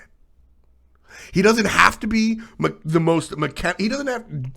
In my opinion, Jigs is one of the most mechanical supports in the game. And frankly, I don't think you need that level. Emilzy thinks about the game, and this is what's exciting. This is what's most exciting about me. Divios plays Summer Finals Fnatic versus TSM Game 4. What it comes down for me is Emilzy and Ataraxia think about the game very cerebral. They're smart dudes, okay? They're cerebral players. He's energetic, it's infectious, and he brings a crazy new dynamic to the team. I was going to say that after this point, but that's a very big point. Emilzy is just like Divios in the fact that he loves the game. He loves the game. Emilzy's like 15. He's very young. And maybe that youthful energy is where this passion comes from. But Emilzy loves the game. After games are over, and this isn't necessarily a bad thing. Some people need to relax and get out of their system, right? But after the game, most players want to go out, walk away, maybe have a smoke, just not, and like talk about WoW, talk about sports, talk about almost anything but Smite. Actually, it's been a couple of years. Emil's got to be older now. And that, like I said, that's not necessarily a bad thing. But there is something to be said about the players that end their game and want to continue talking about it. And Emilzy's one of those dudes. When the game is over, he wants to talk strategies, some that might not even be related to the game that they just played. But he always wants to talk strategy. He always wants to talk about the game. So when I say that Emilzy isn't the greatest mechanical support player in the world, I don't care, because he brings passion. Doesn't mean nothing, but it's not going to win you. It's not going to win you a game by itself. It has to be coupled with mechanics, which I think Emilzy has. I think he's above average. But more importantly, he thinks about the game on a different level. Not just that he likes it, but he's always planning strategy. When he was 13 or 14, European kickoff land, he's sitting there with a notebook of strategies before most players thought that way. Now, I'm not saying back in the day nobody had notes. I think you got to look at tricks and jigs for most mechanical support, but that's just me. You look at the way most players thought about the game back in the day at the European kickoff land, and that's like most players didn't at the time have multiple strategies, multiple ward spots, multiple picks and bans, what the percentage of their pick ban rate. That's what Zashi was doing 3 years ago. And so, did I say Zashi? That's what Emilzy was doing 3 years ago. And so because of that, I am super excited to see him work with Ataraxia.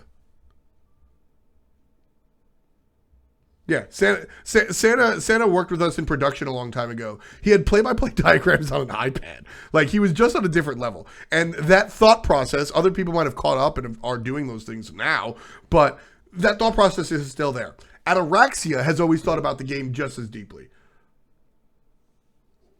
Now, the builds might be overthought a little bit. Maybe a little bit here and there, Araxia. But the strategies, the thought processes, when I say Ataraxia doesn't take every 1v1, that's not because I'm calling him a passive wiener. That's because he knows that not every 1v1 is advantageous. The risk versus reward is not always there. And so that's that intelligence that I'm talking about. Patriots, yes, I'll ban you from both here and Strixley's chat.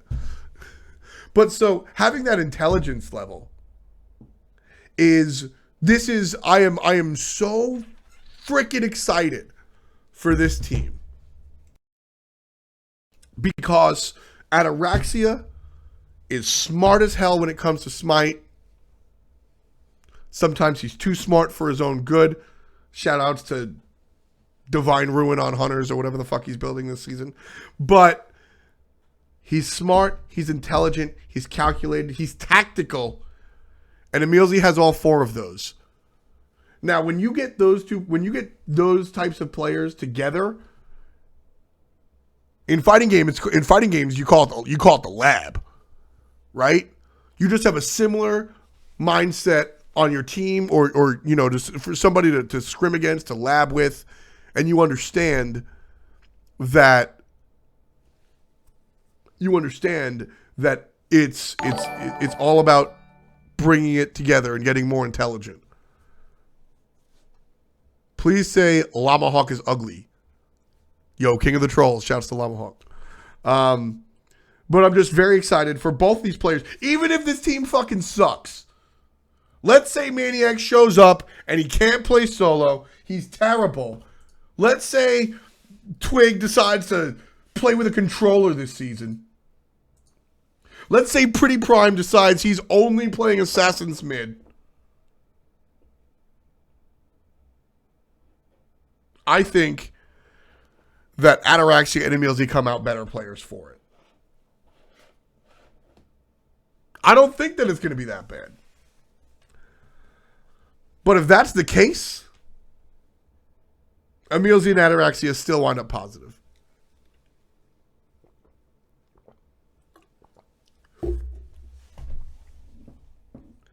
Now, realistically, take it easy, Ataraxia. Now, realistically, I think this team is Obey got carried in some games. I won't say most. Obey got carried by some games by Variety.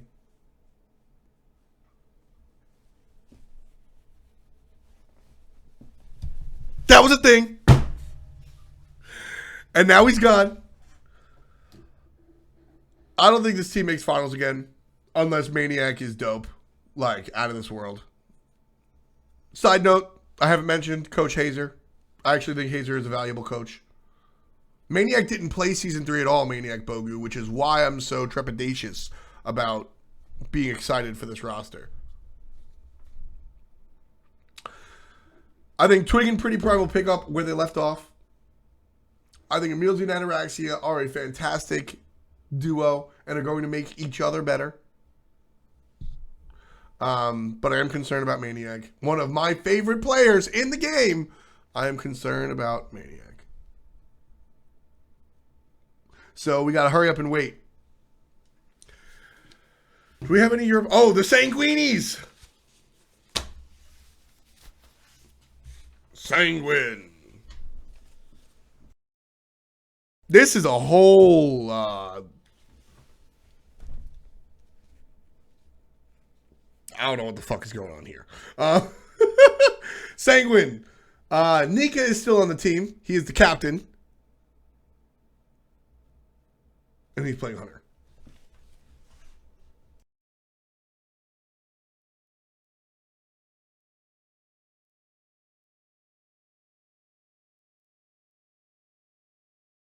Guys, that is the first time I've ever just sneezed once.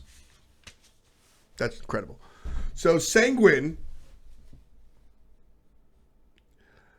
in the solo lane, is Dark Dodo. In the jungle is Get Fisher, otherwise known as Mike the Magikarp. In the mid lane is Mr. Stefan.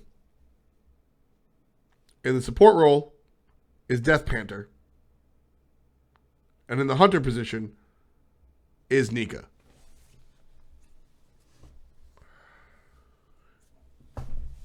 You ever see your boy?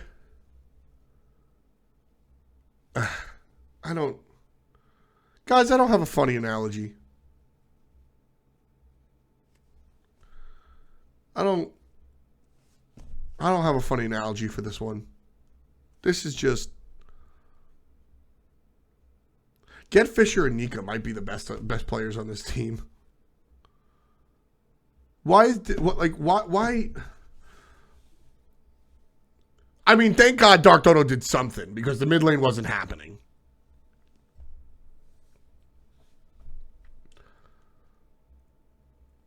Nika playing Hunter. Why? I'm really good at this one thing. Let me not do it. Let me just not do it. Mr. Stefan honestly showed me some nice stuff in the mid lane on his relegation team. I don't give a fuck. Get Fisher. I mean, everybody likes to blow up the fact that I don't like this dude. But I'm always fair to him. In my eyes, I'm always fair to him. Matthew P, I do Q&A at the end of the stream. Definitely save that one for later. So, I mean, in fairness, Get Fisher is an average to slightly above average player. Sometimes he's going to make fancy plays, and then other times he's going to bird bomb at level 2 into mid harpies against a team that's going to shit on him, and then lose the game at 1 minute. So, you get what you get with Mike the Magikarp. I think he's better than Dark Doodoo. I think he's better than Death Panther playing support. I don't know how Nika plays Hunter, but why is he playing a Hunter? Like, why is he playing Hunter?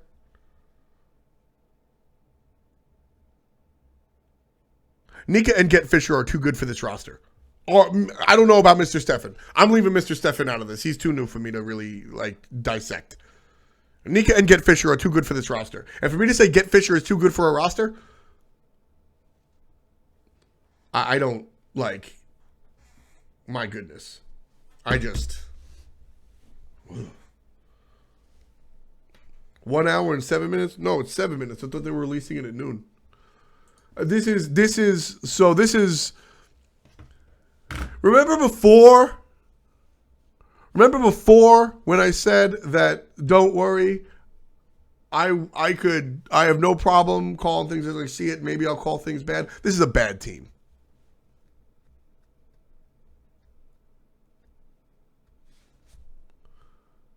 This is a bad team.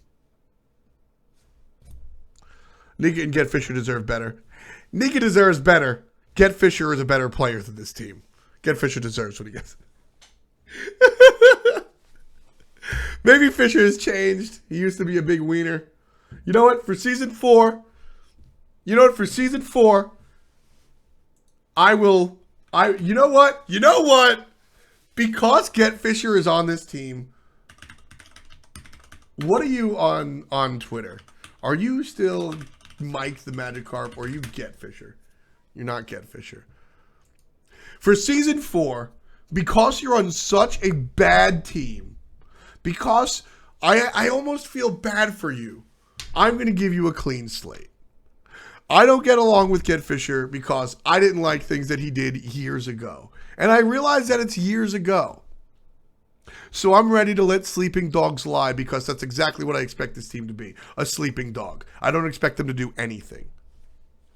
So with that in mind, I'm going to finally unmute Mike the Magikarp, who I've had muted on Twitter for... You've got the fucking Deku Scrub Twitter icon. You're just another pan face. You're making fun of Lydia in your fucking image. Never mind. You're staying muted. You're a dirtbag. You're terrible. Oh my God, you deserve this bad team. Get out of here. Absolutely not. No clean slate. You're trash. Peace out. Get Fisher. Slightly above average player. Can lose the game for you at minute 1. Also a bad dude on a terrible team. I feel bad for Nika.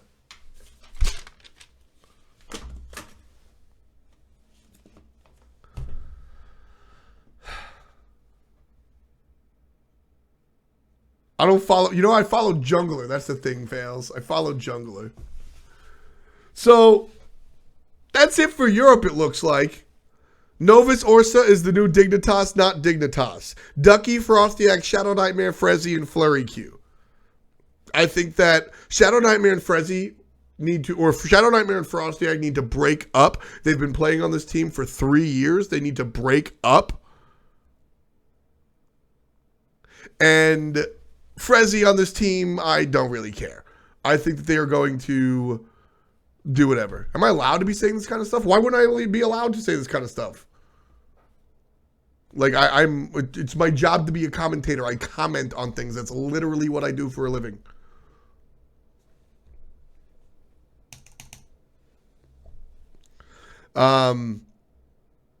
New beginning, no numbers, replicas, Cherio, murder, game hunter, coached by Deathians. I don't think game hunter is as good as he used to be. No numbers is going to surprise a lot of people. This is an average team. To be announced is Zelia, Cherio, Lobster, Big Man Tings, and Funball. I think that Cherio is a side grade or an upgrade from Cuvo Fred because he's intelligent and he brings a different level to the team than Cuvo Fred did. And Big Man Tings is a support that I think is not as good as Tricks Tank at the moment, but his future is very exciting. He reminds me of a European PolarBearMike in that he always improves. He's always getting better. He is never taken a step backwards. And so I'm very happy about BMT. Yeah, Lobster, if you didn't hear what I said before, I think that Cherio and Cuvo Fred are very similarly skilled. It's no secret that I'm a Cherio fanboy. But basically what I said before was that a lot of people questioned Orbit's picks and bans. I know that even players on the team question picks and bans for Orbit. And Cherio is very smart when it comes to that type of thing. And also builds, who some of the members on your team could use some help holding hands with builds. Zelia. So Cherio, I think, brings a lot of intelligence to the team, not calling Cuvo Fred dumb, but Cherio thinks about the game differently than Cuvo did. So, and like I said, Big Man Tings, I think, is a step backwards from Trix Tank, but is still improving. And what I said was, I think you guys are going to Scooby-Doo. I think you guys are going to like stay in place for a moment and then zoom forward. I really think that this is an upgrade for Orbit. And not a lot of people are going to like get that, understand that, and I'm going to get in trouble for saying that. But I really and truly think this is better. Zelia was on Exposed Secrets. You're right, Dove Band 98. Obey Alliance, Maniac, Twig, Pretty Prime, Emilzy, and Ataraxia. Maniac is obviously a step down from Variety, considering Variety carried this team sometimes. How big of a step down is it for Maniac is the question. That's the question. That's the question. Yeah, no, absolutely, Lobster. I love that. We were picking up Cherio no matter what position. That's how valuable we felt he was, Lobster says. I completely agree. Like, Cherio, Lobster, let him move in. Get him out of Africa. Get him out of Egypt.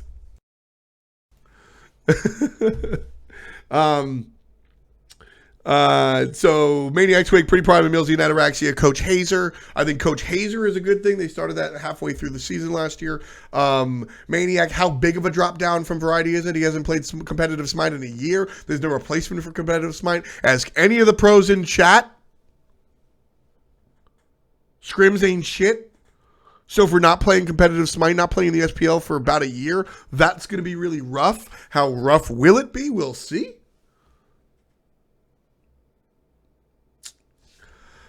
And then Sanguine. Novus Orsa, average to below average. New beginning. Okay. Orbit will be good, or to be announced, whatever their team name is going to be, will be good. Obey, I think, will be good, but probably not as... Well, Emilzy is a big plus from Frezzy, and Maniac is a questionable minus from Variety, so they might stay in the same spot for the moment, but we'll see. And then Sanguine, Dark Dodo, Get Fisher, Mr. Stefan, Death Panther, and Nika. In that order, meaning Dark Dodo solo, Get Fisher jungle, Mr. Stefan mid, Death Panther support, Nika Hunter. This is a bad team, folks. This team is going to be bad. This team is not good. Nika on Hunter, I have no idea how that's going to work, but he's a solo laner. He's a great solo laner. He's a fantastic solo laner. One of the better rookies of last season. And Get Fisher is a fine jungler. I don't think the other... Stefan is fine. Stefan I haven't is too small of a sample size to really evaluate, but that's not good. Moving on to North America. Shouts to the Zelia host, by the way.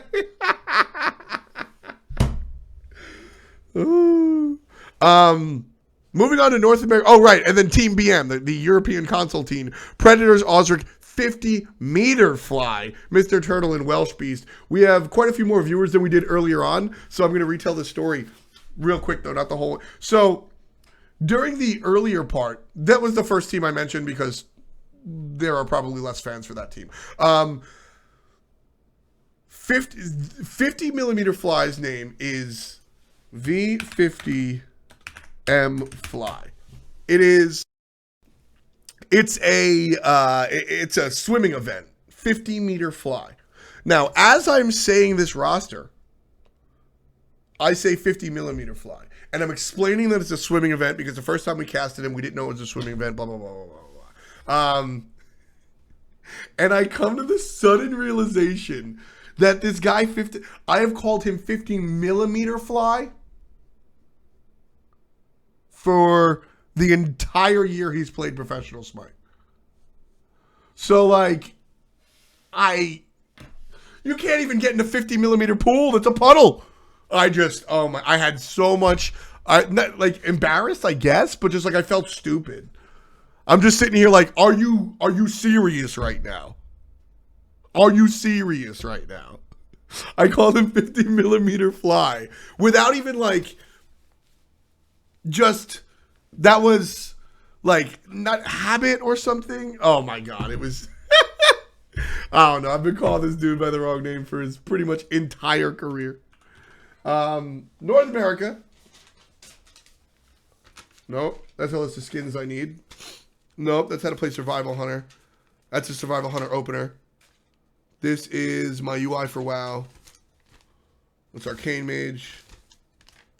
Frost Mage. Where the fuck are my North American notes? I haven't played WoW since Super Regionals. So a 50mm fly would actually be a scary insect. It's like 2 inches, right? That's not that. I mean, I was afraid of insects in general. Luminosity announced LG Allied as a sub. As a sub. Allied gets a sub for LG. That's cute, I guess. I know the metric system very, very well. Thank you very much. Well, welcome to the stream, Crazy Dice.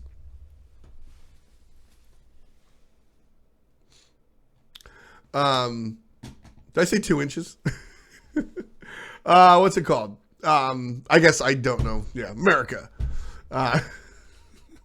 50 millimeters. 50 millimeters, actually. 50 millimeters to inches. 1.9 inches! You know what? Get wrecked, nerds!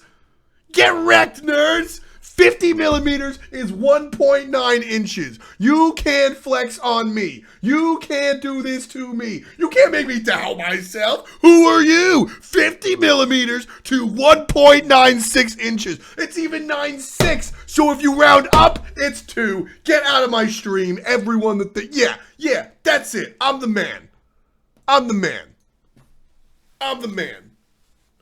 I knew that beforehand. Oh, this is the new angle. We're not finished with this yet. I told you it was 2 inches. God. Anyway, away from 50 millimeter fly. And on to... I have to show this since I have it up. Live from Sweden, it's Hindu Man. This is the TSM Invitational. Way back in the day. This is Zeros, actually. Playing for Fnatic.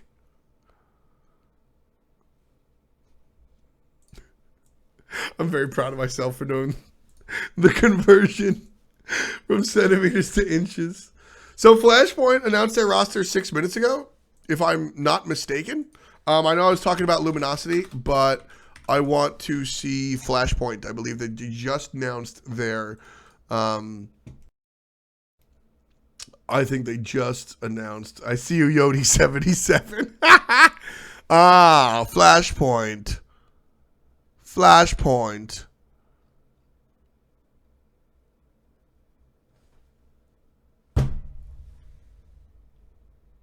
It's the 5th. It's noon. Yo, it's 12:06. Yo, it's here. Where is the roster at? Come on. Give me the roster. Give me the roster. Not giving me the roster just yet. So we'll have to wait. On their roster. 1 minute ago, they commented this. People think my workouts is what made me gain weight. False. It's all the Goldman's ranch dressing. And they commented a face. So they're alive. They're here. I'm going to like the tweet so they know I'm waiting.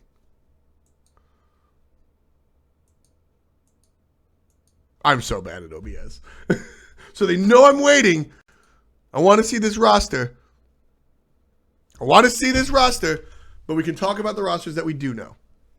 Oh, CST? No! Oh, it's CST. My bad. Well, shit.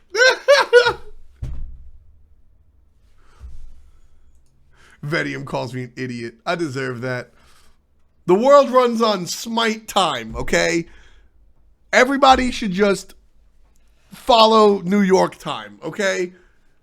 That's what it should be. The world should just follow. The world should just revolve. The world should just look at the time in New York. That's what it should be. Anyway. I'm still the greatest. I still got my millimeters to inches conversion almost 100% correct.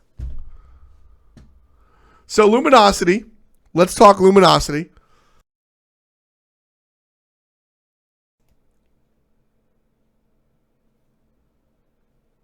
That is not true. Let's talk Luminosity. LJ introduce Allied as a sub. That's cute. I don't know if this is real. I mean, it's real. He is the sub. But I don't know. So this is exciting to me. For two reasons. Well, I guess one reason. Well, I guess two reasons. So Allied is a sub. If Allied is just like a honorary sub, like, hey, you're our streamer, good for you, I don't really give a shit. But if he's an actual substitute, can you lotion my beard? Chapo. Absolutely. If he's an actual substitute, I'm very excited for this, in all honesty.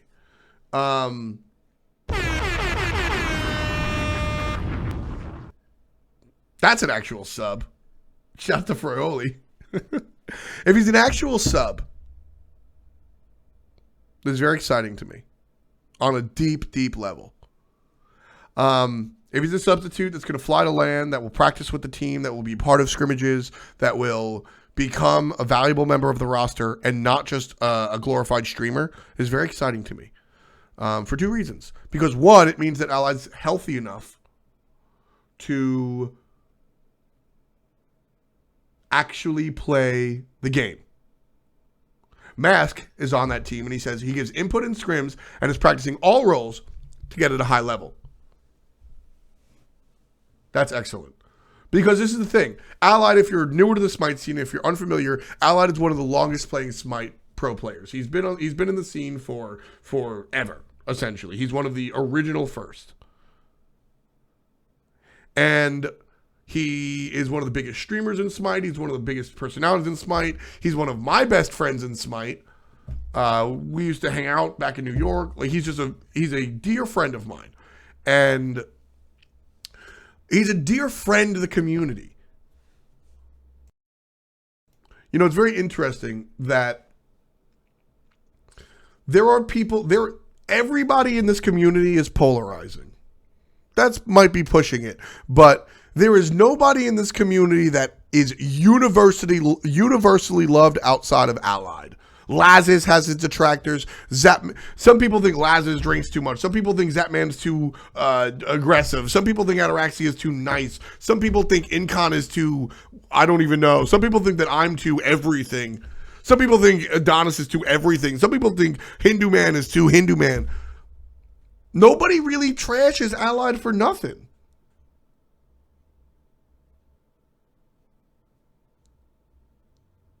And that is unique.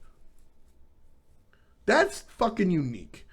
Barracuda gets some haters, but Barracuda is the closest one to Allied that gets literally no hate. Pretty Prime's, I guess, Pretty Prime's universally loved, but he's not a big footprint, and it's easy to be loved in a small pond. Maddie is not universally loved. I have never really seen people hate on Allied. And having that, like, member of the community be able to play the game again, that's dope. I hate Lobster. What do you mean Lobster has no haters? I fucking hate Lobster. So, like, similar to Maniac, similar to Chapo, Allied brings that personality to the league that I think is important. We can sit here and talk stats and talk relevant impact to the game and talk all of that shit. But the other side is that I don't want to watch a bunch of robots play this game. I don't want to watch the 5 most mechanically gifted players play Smite if none of them can talk. I don't. I really don't. And so to that, Allied is a dope dude, and it's cool to have him back in the scene. And then on the other side, on the personal side, if you guys are new to the scene, Allied hasn't been playing because he got very sick. He got cancer, like stage 4 cancer, like everywhere. Homie's got like cancer in his like every place. Not his dick though. And he got over a bunch. He's still dealing with stomach cancer. And if you're going to accept a position like this where you're having input in scrimmages, where you're actually a part of the team, where I hope he comes to lands. Like if that's really the cutoff for me. If he comes to land, if he's an actual like viable substitute, that's dope because it means that he's going to. It means that he's improving. It means that he is comfortable enough to make this commitment. So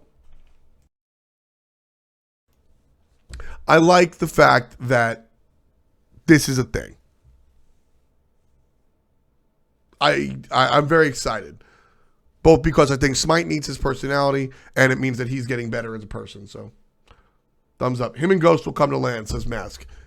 Yeah, he's a real substitute. This is not no Dignitas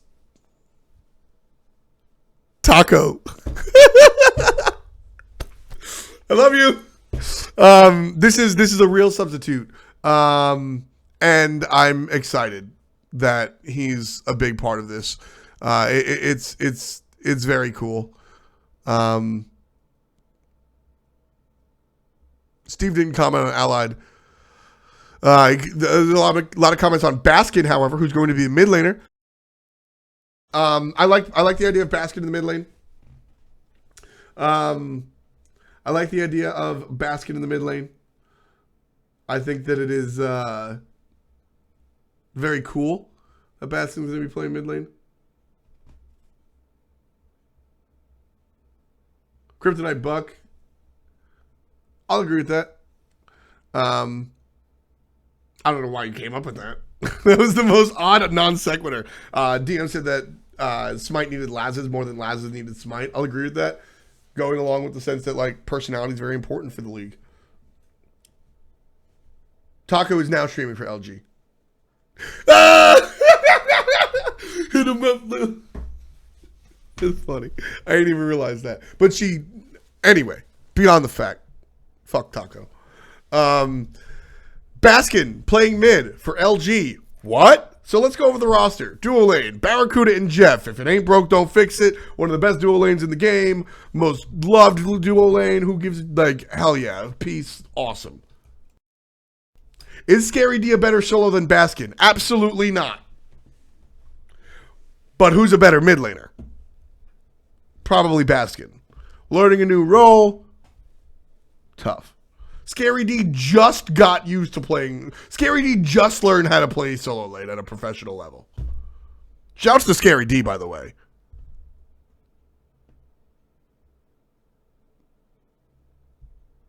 How are you going to tell him to learn a new role again? Right? So, Jeff and Barra, last year's roster, Scary D solo, Mask jungle, Xenotronics mid, and then Barra and Jeff in the dual lane, right? Scary D didn't do anything all year. Xenotronics was average. Jeff and Barra were better than most of those players on their team. Jeff, Barra, and Mask were the core that needed to stick together, and I'm happy that they did.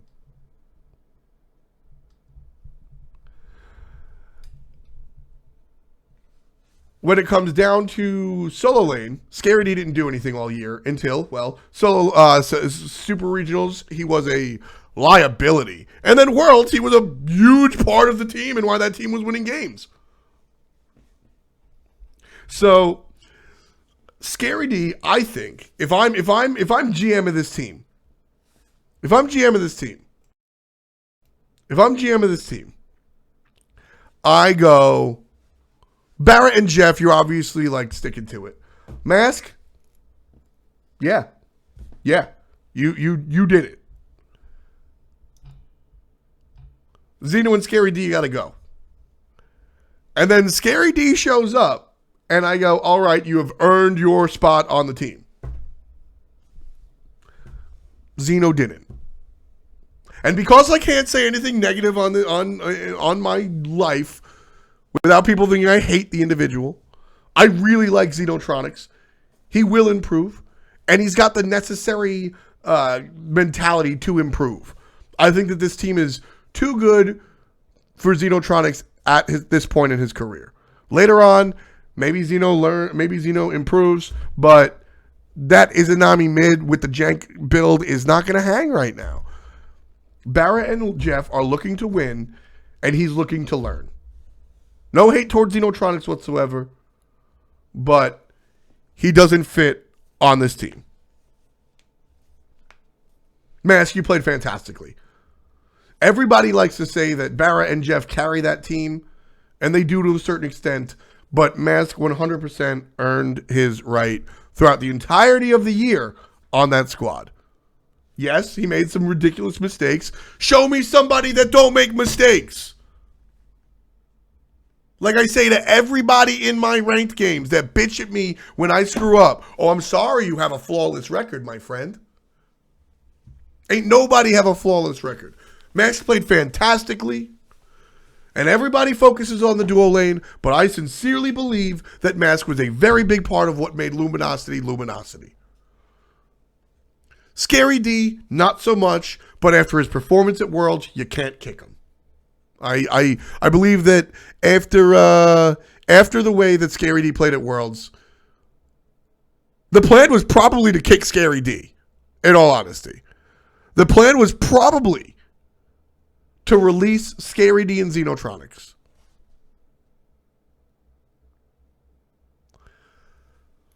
But Scary D shows up at Worlds, super hot. All right, bro. Let's try you for another split. Let's try you another split, you know? Moving on to grab Baskin here. I wouldn't want Mask sub. Moving on to Baskin here. Is Scary D a better solo laner than Baskin? Absolutely not. Absolutely not. Don't be silly. Don't be silly. But if Baskin's the choice, which clearly he was, well, who's playing mid? Either Scary or Baskin. Xeno wasn't the problem. The team was the problem. And I don't like the phrase blank is the problem. It's a big meme. But, I mean, if they had a different mid laner, would they have won at Worlds? Probably not. But at the same time, Xeno was the odd man out on that squad, sure. Never wanted to kick Scary. Well, no. So, what I'm saying is, after Worlds, the plan was to kick. My opinion. So I'm with you. I don't think like that. I don't do roster changes like that. I think the teams should stick it out. That's why I loved Obey last year. They had Zindern, and he was terrible, but they stuck it out for almost a full split. 10 weeks or some shit? 5 weeks or some shit? And then we're like, all right, this isn't working. We've tried everything. We've gone to practice. We've tried to address it. It's not working. Now it's time to move on. I think that roster changes sometimes are valuable, but you need to actually put in the work. I think that 9.5 times out of 10 in the Smite Pro League, roster changes come too quickly. So if I'm GM of Luminosity, or GM, I'm using a sports term. If I'm in charge of Luminosity's roster, I'm saying after this season, we move on from Scary and Xeno. And Scary showed up, and I think that he deserves at least a split. That's going to prove if he had improved or if it was a flash in the pan. Some people can just show up in a LAN, in a tournament, in a set, in a series, and just blast it out. Better than they are normally. I hated Hungry for More because they were the worst team. They were terrible. That's a whole different episode, though. But, lost my train of thought. My point is that Baskin in this mid lane will be fine. I think there might be some struggle as he learns the new position because mid is so tumultuous. But I'm happy with it. In general, I'm happy with it. That was confirmed. Yeah, I think it was confirmed yesterday, February 4th at 1 in the morning. So almost 2 yesterdays ago.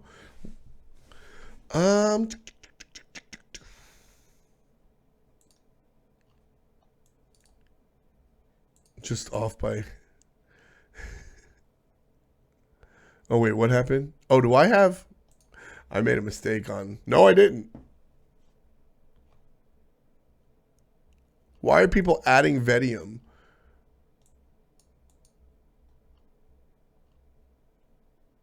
I'm so perplexed. I thought I had Vitium muted on Twitter. But I don't. No, I don't. I was like, why do I have Vitium muted? I wouldn't mute Vitium. Because people are responding to my tweet complaining about the Flashpoint roster. Oh, man. So that's Luminosity. Where are my other North American rosters?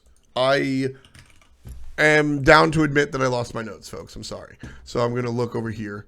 I should have them pretty easily right here. Nope, these are all fucking European teams. Well, to be fair, most North American teams stuck together. Eager is going to be the same team as last year. No, I didn't cut my hair, Demo Dave. We still long boys. Soar now has Andinster in the mid lane. Allegiance, right. Allegiance changed their team. Soar changed their team. And Eager stayed the same. Eager is the same team. In Memory of Gabe, in Memory of Gabe, there's that. Snoopy is on a new team. Back in the Hunter role. Very, very good. Who the fuck is enemy? So, we'll start off with In Memory of Gabe. Literally only Eager stuck together. You know what, Slime Jin? I don't need your sass. Enemy roster is not out yet. Chapo, I'm going to ban you.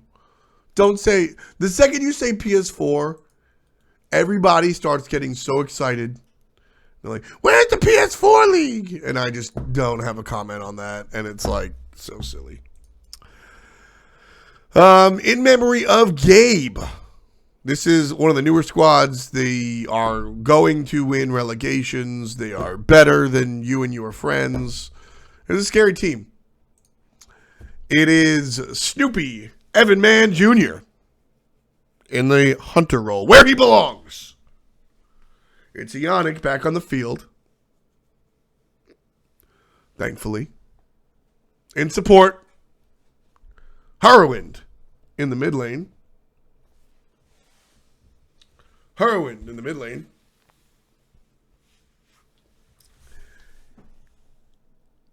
Sinosure in the jungle, which might be a new name to some people. And I'm so excited. And Wally the Walrus in the solo lane. I am so excited. So excited about this team. So excited. Snoopy and Eonic duo lane. Cool. Snoopy playing Hunter. 80 thumbs up, man. Orbell in chat says Heroin lol. I'm gonna join her. Snoopy. Okay, look. There is something to be said for playing what you enjoy, right? We talked before about you got to like the game, you got to love the game, right? There is something to be said about enjoying the game. And Snoopy wasn't having fun in the Hunter role, even though he was arguably the best Hunter in the world, or at least in the conversation for top 3, at the very, very, very least. And he was like, yo, I'm done. Not having fun. I'm going to play middle lane. And for his credit, he didn't shit the bed. Was he the best middle laner? No. Was he good? Yeah. Was he as good as he was on Hunter? Nope. Super happy. He's back. Super happy he's back in the Hunter role. This is top 5 changes for season 4 in my eyes. One of my favorite changes in the game, in my eyes. Right here, Snoopy Evanman Jr. back to Hunter. And I realize I keep calling him Snoopy Evanman Jones. Evan Snoopy Man Jones.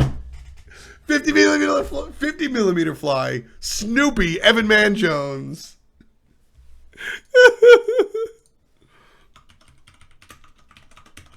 Snoopy Evanman Jones is back in Hunter. I don't know how to type. I have red keys on my keyboard and I hate them. I'm super happy about this. This is a very big deal. An extravagant. Let's see what Vitium's talking shit about. Where'd Vitium go? I didn't have you muted. I thought I did because I saw people. I tweeted at what did I tweet at? So here's what I'm looking at right now. God, I thought my DMs were on the screen real quick. This is what I'm looking at right now. Okay. My mentions. I tweeted at, this was a tweet actually to, I can't scroll up. It was a tweet to Flashpoint. It was a tweet to Flashpoint that said, yo, it's 12:06. Where's the roster at? And so Ureta is responding, and it's at Vitium. So it looks like she's talking, and I just can't see Vitium's tweets. So I'm like, when did I mute Vitium? Why did I do that? That's such a mistake. I would never do that. And then I go and I click on Vitium's name, and I'm like, oh, it's not muted. This is what it looks like when somebody's muted. It has a little thingamajigger. Right? A little thingamajigger. No thingamajigger. So, I didn't have it muted. And for what it's worth, I said, why would I have it muted? That's not, like, that must be a mistake. So,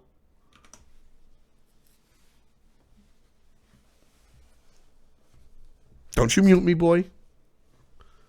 I don't follow him. I'll give him the follow. There you go. So, in all honesty, I don't follow a lot of players on accident because I have Smite Pro right here. Actually, this is backwards. I have Smite Pro right here. Whoa. Oops. Where are we? So, I have Smite Pro right here. And so, this is Smite Pro's list or whatever. And so, like, I view my feed, and I view Smite Pro's feed, and the pros are on the, like, Smite Pro follows every pro. So I don't really know who I follow versus who Smite Pro follows. And, like, a lot of times I just don't, like, notice. So if you're a pro and I don't follow you, I don't like you. No, it's because I just don't notice. I got to see. What was on screen when I went to my DMs? Okay, good. Nothing bad. Can you post a link? Depends on what it is, Mondstadt. If it's good, it's good. If it's bad, it's bad. So. So anyway, Snoopy, Hunter, love it. Eonic support. Glad to see Eonic come out and play again.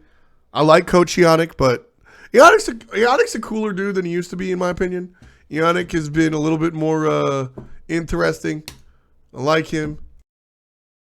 He's cool. Thumbs up. I'm happy he's playing support. Happy he's on the field again. He can be a little sassy sometimes, but it's not always a bad thing. I think you were, Court. That's kind of what I was looking for. I don't want to get in trouble from Heroin for two things today. Heroin here in the mid lane. I think that this guy is good. No, jokes aside, I'm really excited for Heroin. In all seriousness, Heroin has improved. His attitude is something that I really love. I really like Heroin and what he does. He had the hottest play. Oh, I gotta find it. He had the hottest play of sure, it's just fucking silliness. But he had the hottest play. Where is it? Shit. Smite Pro tweets like every 5 seconds. He had the hottest juke ever, and it was ridiculous. But so here's the deal. Heroin wears his heart on his sleeve. I respect that. He's real. And real recognize real. It's literally what I'm talking about, Say Host. Say Host S in chat, how do I feel about Heroin on In Memory of Gabe? That's literally what I'm talking about. When it comes down to it, Heroin is a player that is honest with his opinions and he's honest with his feelings. And I did a very long interview with him, and I think I hope it makes it to air. I think parts of it did. When you see those bits and pieces about players talking about other players, that's the interview. It was like an hour-ish long interview. And he was very real with me. And he was just like, look, people don't think I'm very good. And I'm better than people give me credit for. And I make shitty mistakes because sometimes I can make shitty mistakes. But everybody can make shitty mistakes. And he goes, I die because my positioning is bad because I'm over aggressive because I want to show people that I'm good. And so when it comes down to it, that's denial, Heroin.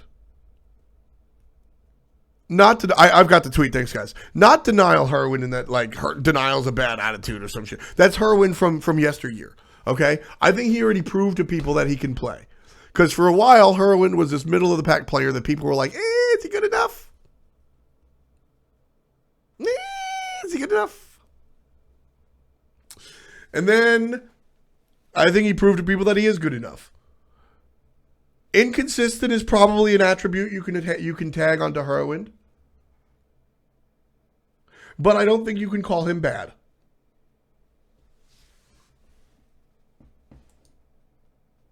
So, I loved this play. And keep in mind, this is Astral Authority Fineokay. Fineokay, if you're unfamiliar with the Challenger scene, is a very good player. He's like number 1 and number 2 of the Challenger Cup. Astral Authority has been crushing it in the Challenger Cup. Are they as good as In Memory of Gabe? Obviously not. Is Fineokay as good as Heroin? Possibly on an individual level. Not what I'm here to convey. What I'm saying is that Fineokay is pretty fine. Okay? He's good. He's good. Now watch this. Oh, the fearless hit from Fineokay. Heroin. Watch that one more time. One more time. So here comes Fearless. Fearless power cleave. Here he comes finishing it. He's going to He's got to get out. Oh, the play. Are you kidding me? He just juked Fineokay so hard. Top play. Yo, I'm casting with aggro there. I couldn't say anything. I couldn't say anything. I was so excited. So Heroin here, I'm content with him on the roster. Fucking shaking him like Rajon Rondo. Rondo doesn't really break ankles. Jamal Crawford. But my point is, I think that in the past, I think I would have questioned the Heroin pickup. Yeah, the tier. So the breakdown and the whole game, dude. And for what it's worth, this is 11 minutes into the game. The rest of the game, Fineokay couldn't perform. And so here, let's break it down. Basically, what happens here is Fineokay's the tier. He gets the Fearless on the Heroin. Fearless, Power Cleave, Stand Switch. Like, the combo kills Heroin. But Heroin's clearly going to, as soon as he gets dropped down, he's going to portal through the wall. He drops the portal and walks the other fucking direction. Fineokay, since the uptime of the cast time of Lawbringer is so long, commits to going over the wall. And Heroin just walks away. Are you kidding me? The swag. What I love about Heroin right here, fucking straight swag, just walks. He doesn't jump till he's like off camera. He just straight up walks. And then for the rest of the game, you see Fineokay jumping over here. The rest of the game, Fineokay is just fucking smoked. He doesn't play well for the rest of the game. Tier jungle is one of his like things. Couldn't make it happen. I'm not saying the team lost off of that play, but yo, Biggie, you like the jacket? I think it's fucking yours. So somebody left this. So this is the most coverage that Australia's gonna get on first period. But Direwolves, I'm just kidding. Direwolves, they left their jacket in the esports office, and I told Dan straight up, I was like, yo, last week, because I saw it there from like January, I told Dan in a meeting last week, I said, yo, if that jacket's still here by next week, I'm taking it. Because I asked him who it was, he was like, I don't know. I was like, did a player leave it? He's like, I don't know. I was like, if that jacket's still here by next week, I'm taking it. We had a meeting in the same room.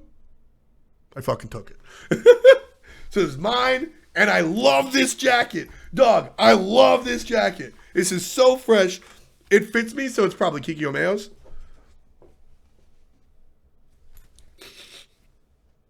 Doesn't smell bad, so it's not Richard Castle's.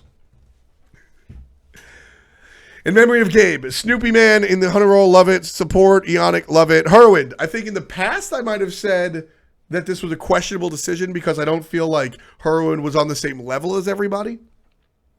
And while I still might not think that Heroin is, I think Snoopy, Eonic, I think Snoopy and Eonic are upper echelon players.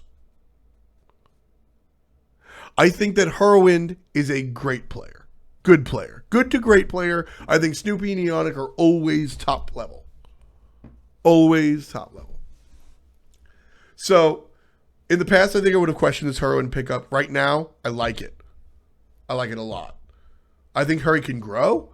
Because before I was talking about Hurry's attitude, this is Heroin. This is his chance. And in the same vein, Walrus. Heroin and Walrus on this team are the two guys that, I mean, Walrus earned this fucking team. Walrus earned this team so hard. He overperformed on Noble. He never gave up. He was always trying. Wally's attitude last season is one of the best attitudes I've seen in Smite.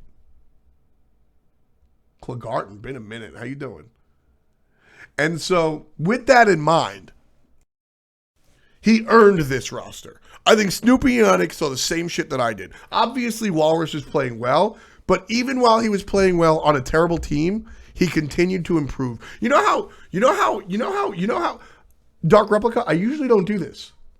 But Dark Replica asked me to talk about Sanguine. Yeah, I think they're bad. That's it. So, you know how people can sit on a bad situation and just get worse? Because it's just, yeah, I'm really good. I'm the best cashier at Walmart. But I'm a cashier at Walmart.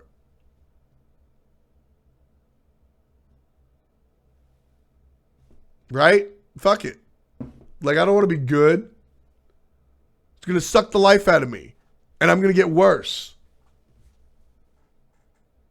Not the case for Walrus.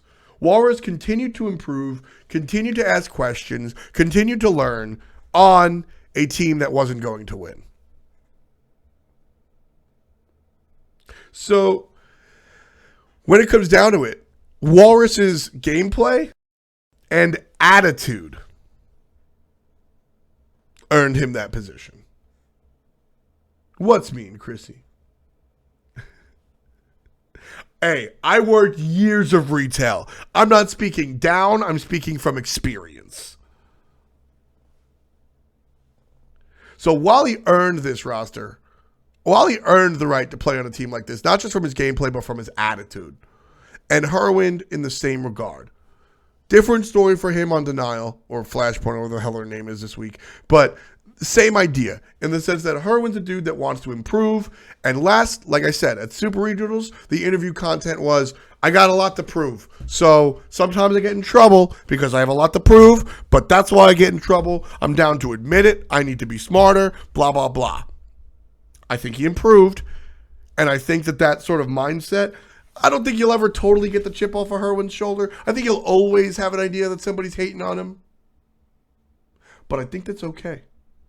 Some people need a fire under themselves. And I think that's the fire that Hurry needs. And Walrus got it quickly. Heroin's been waiting for a long time for a winning roster.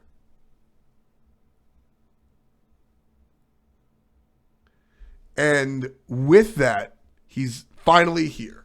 Heroin has made his way up. Finally here. Weird that he had to leave Homie Effie behind. The new jungle is Sinosure, which might be a new name to some of the people out there. I don't know the NV roster. Please put it in chat, Bentley. Might be a new name for some people. Sinosure, once upon a time, played on PC, but he's more known for his console play. His console play. I'm a big Magic nerd, Greenwood. So, Sinosure played through the console league. Did very well in the console league. And then decided to step up to PC. So, with that in mind, I am excited. Sinosure is interesting. He's no Chapo, but he's excitable. And Sinosure, I think, is a guy that can play at the top level. I think he can be a PC player. Let's be real. There is a difference in skill between console and PC. Not as large as it used to be, and console is worth watching now. Thank you for the sub love. Shouts to Millard. It's been a while, buddy. 10 months. Hell yeah. Thank you so much. So Sinosure has made it through the console league. He's one of the top tier players of the console league, and now he's playing on a top tier PC team. That's got to be proof that the console league players aren't terrible.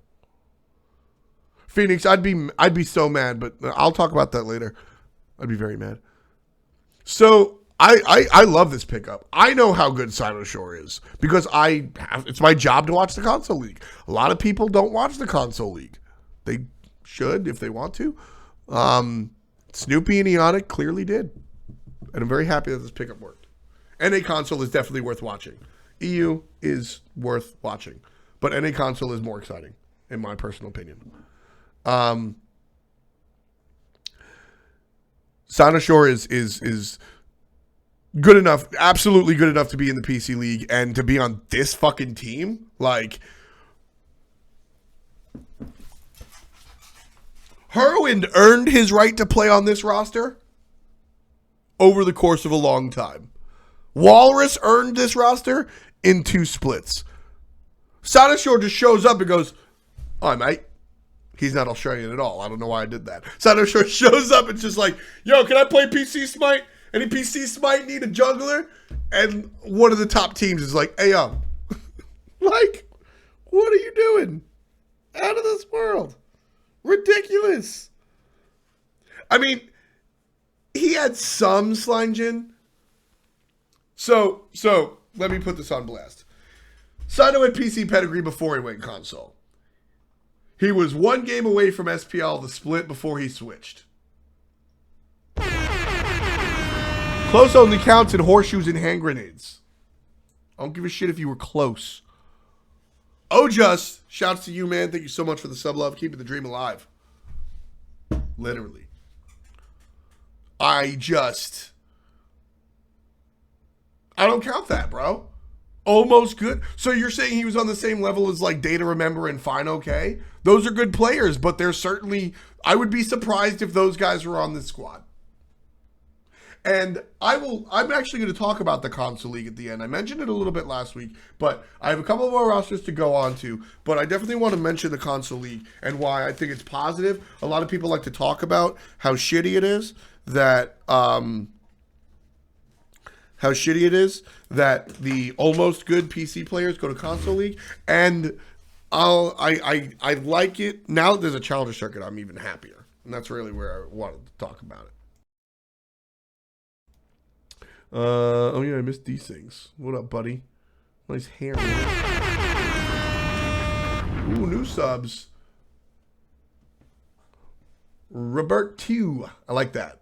It's like Roberto, but Roberto. Yo, thank you so much. A lot of new subs. But where's D-Sings? He posted the new we got a new roster. The one name that I actually mentioned. That's kind of funny.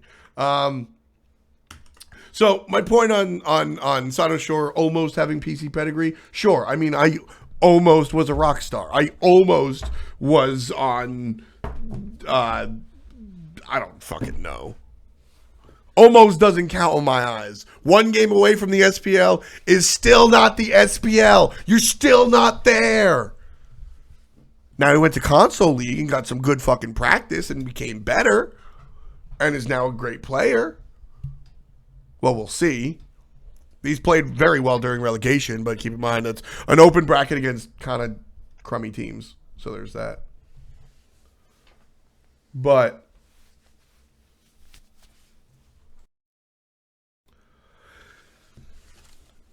Sino Shore, I think, is a positive. I think that this whole team is a positive. I think that this will be a good team. In memory of Gabe. If you're unfamiliar with In Memory of Gabe, Gabe is the dog. Gabe, not the PR guy. Shouts to Yo-Yo ABC, who actually comes up regularly in conversation, in all honesty. So I say, Yo-Yo. That's like a thing. When I like walk into a room or say hello, I'm like, I have a lot of things. Yeah, yo. But Yo-Yo. And we all respond ABC. Not even just me. When I see somebody say yo-yo, I just immediately think ABC. I think it's fucking hilarious. So, thank you for the sub love, man. Anyway, if you guys are unfamiliar with the reference that Gabe's team name, of Gabe's, of the In Memory of Gabe name, this is Gabe the dog. You've seen him. He's this dog. He borks.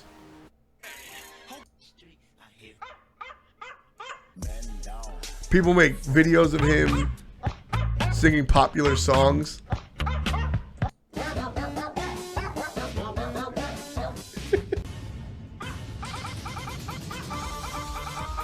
So, he unfortunately passed away recently.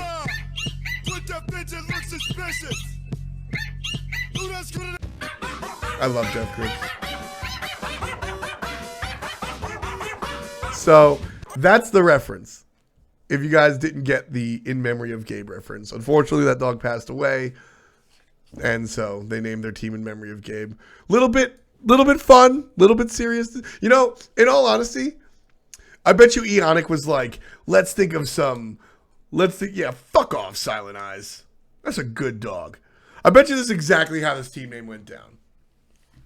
Eonic and Heroin are like, yeah, man. Eonic ropes Heroin into going, yeah, man, let's meme. Let's make a mean meme. Let's be edgy and cool and mean. Walrus is off like with his headphones in, listening to the music, and he doesn't really know what's going on. And then Snoopy's there like, yeah, guys, let's be edgy and meme.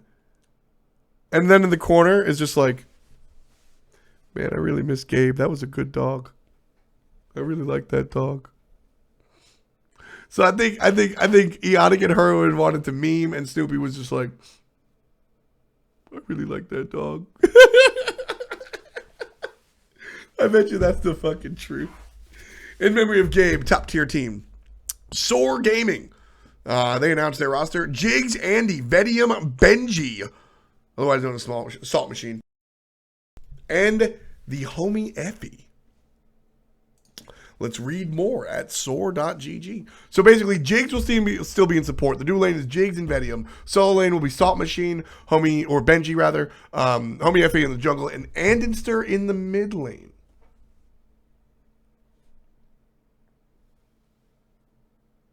Wah. So I say this all the time about Jigs and Benji, or excuse me, about Vitium and Benji.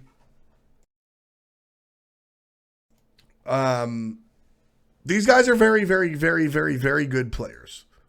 These guys are very, very, very good players. These guys are very good players. When they want to be.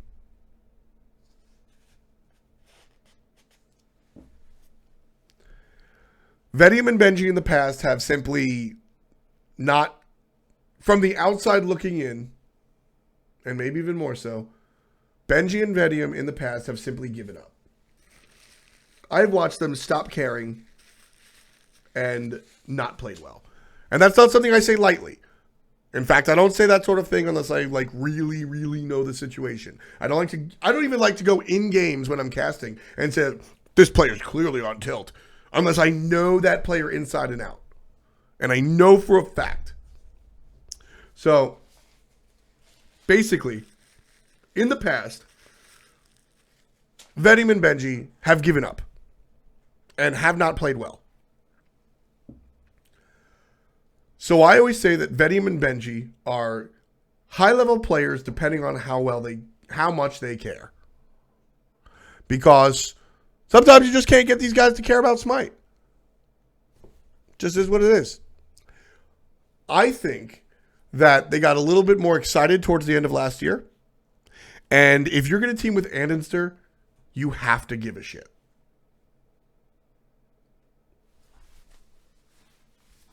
And so, Vitium and Benji here, I'm excited because Vitium is a unique hunter.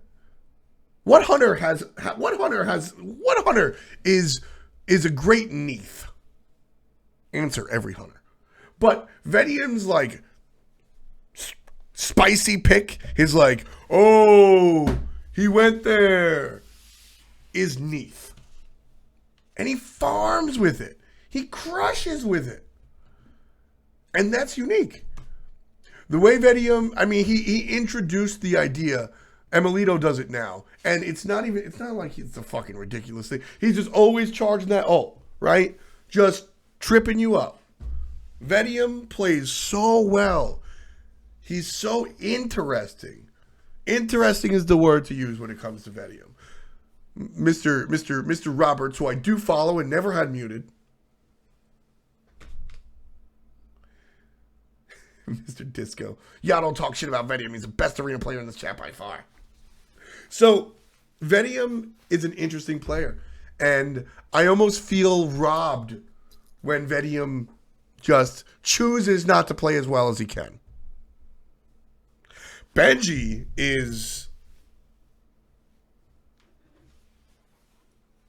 good. Same story as Vitium.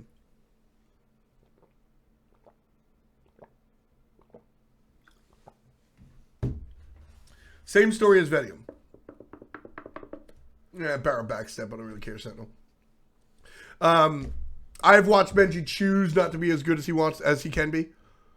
Benji and Vitium have chosen not to be as good as they can be sometimes.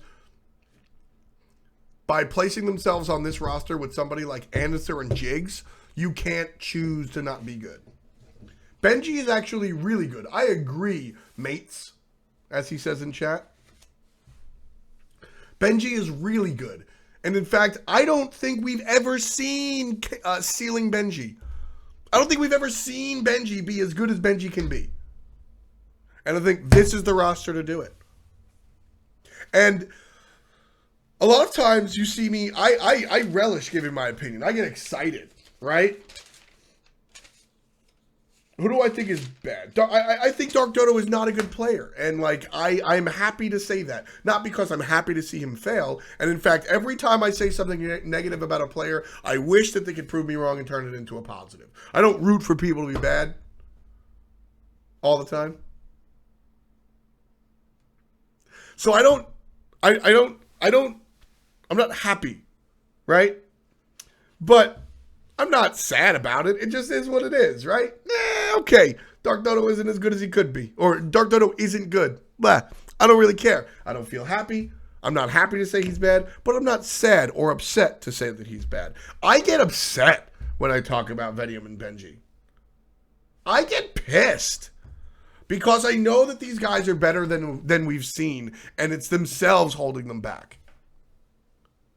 And recently, I've started to see that get a little shrugged off. I've started to see Vitium a little bit more invested. Benji, a little less so, but he's down to follow Vitium. And by putting yourself on a team with Jigs and Andy, you're not going to be allowed to do that. Jigs and Andy won't allow you to be shitheads like that. It's just not going to happen. Like, it's not going to be allowed. And Vitium and Benji know that before coming on this team, which means they're down to play their hardest. This roster could be one of the scariest, these I'm saving this. This roster could be one of the scariest North American Smite teams in the league. And I think it'll wind up surprising a lot of people. Because I think it's just going to wind up surprising some people. Andy mid. Spoken a lot about Vitium and Benji. I think they're the key points to look at. If they care, if they're invested, if their give a shit-itude is high, this will be a good squad. Jigs is one of, in my opinion, one of the most mechanically gifted supports. Sweet. Homeefe, one of the best junglers. Sweet. Where's Flashpoint at? Where's Flashpoint at? Why won't my Twitter work? If Flashpoint is a second late, where's Flashpoint? If Flashpoint is a second late, I'm gonna roast them. Sorry, we gotta pause. Damn it! Damn it! Damn it! Ooh, another console player. I have no idea who this guy is. Aquarius? I vaguely remember him. He's not Wolves or Transonic, so sorry, bro. I'm gonna finish up. Actually, my sore commentary is pretty simple, to be honest with you. Jigs is great. Homeefe is great. Vitium and Benji are great when they want to. By putting themselves on this team, they want to. And Andinster mid is probably interesting. Andy mid. Here's the thing. When Snoopy switched to mid, there's always a question of will they be good? Will they be as good compared to their old position? And I think that theoretically, if Snoopy became a tier 1 mid laner, the way he was Hunter, I think you can stop that conversation. Because he's just as good. And there's that. But Andy mid, I will always think about the jungle. Because jungle is one of the most dynamic positions in Smite that requires heavy use of the brainstem. You gotta be smart.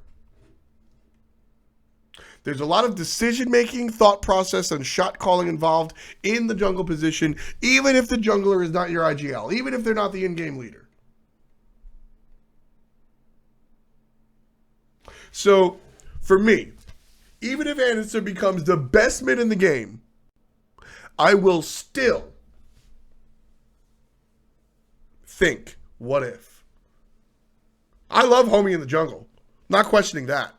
But Andy, his decision-making is so hot, I almost view it as,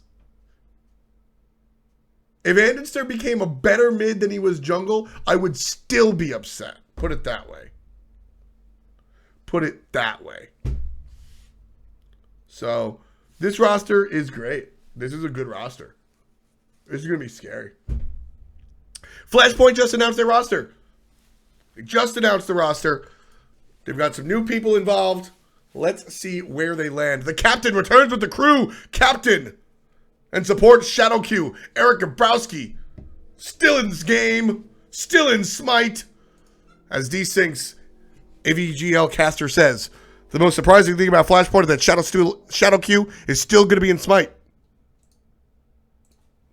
I agree. So, your Flashpoint is their name. Your Flashpoint roster. Aquarius in the solo lane. Previously of Most Wanted on console. MW. I say Modern Warfare and don't even realize it. Most Wanted console league. He is the new solo laner for this team. Mirage in the jungle. Incon mid. Xeno Hunter. And Shadow Q will be the support. First of all.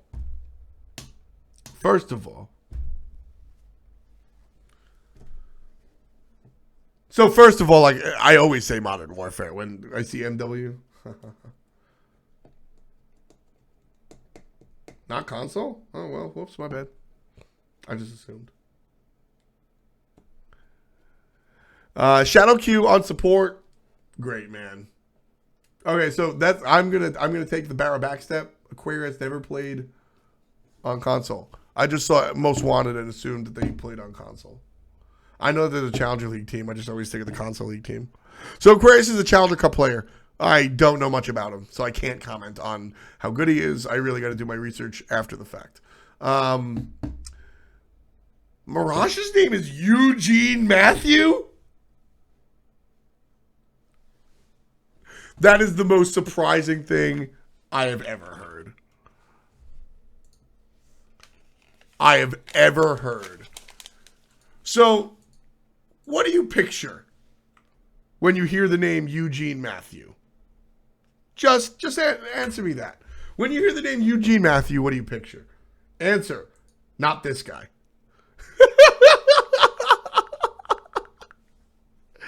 Oh my goodness. I would never, ever, ever think that this dude's name was Eugene Matthew. Shouts to my man Mirage. Shouts to my man's Mirage. I like him in the jungle, in all honesty. I really enjoy it. He's a very good jungler. I think that him and Walrus were better than their team. Back when they were on Noble. Is that my brother? No, haven't you seen the meme? My brother is Cherio. They memed me so hard. I was so fat. I mean, I'm not exactly skinny now, but I put on a lot of weight this summer. Or this spring. This fucking year. Last year, rather. Anyway. Mirage is here. I like Mirage. I only like him because he mains Thanatos. I actually think of Nemesis before Thanatos. But I like, to that extent, I like Mirage's aggressiveness. He needs to get over his diving towers, probably Mr. Disco says. That's exactly what I was going to talk about. I like Mirage's aggressiveness because Mirage is, or any player, is easy to turn back. It's easy to go too hard and reel that player back in than it is to teach somebody to be more aggressive or more dynamic or more crazy. So to have a hyper-aggressive player like that, especially in the jungle, that's good. I liked his Nemesis. I don't know. It let him dive towers to be what it's worth. So, Mirage, I like this guy. I don't know if he's a great tier 1 jungler yet. I don't know if he has the... He's not right now. I don't know if he has the potential to be that. But I am happy to see this develop. And Flashpoint is the perfect atmosphere to do so. Flashpoint, the way that this team is made, yes, Mirage is also used to be known as the Dirty Bubble.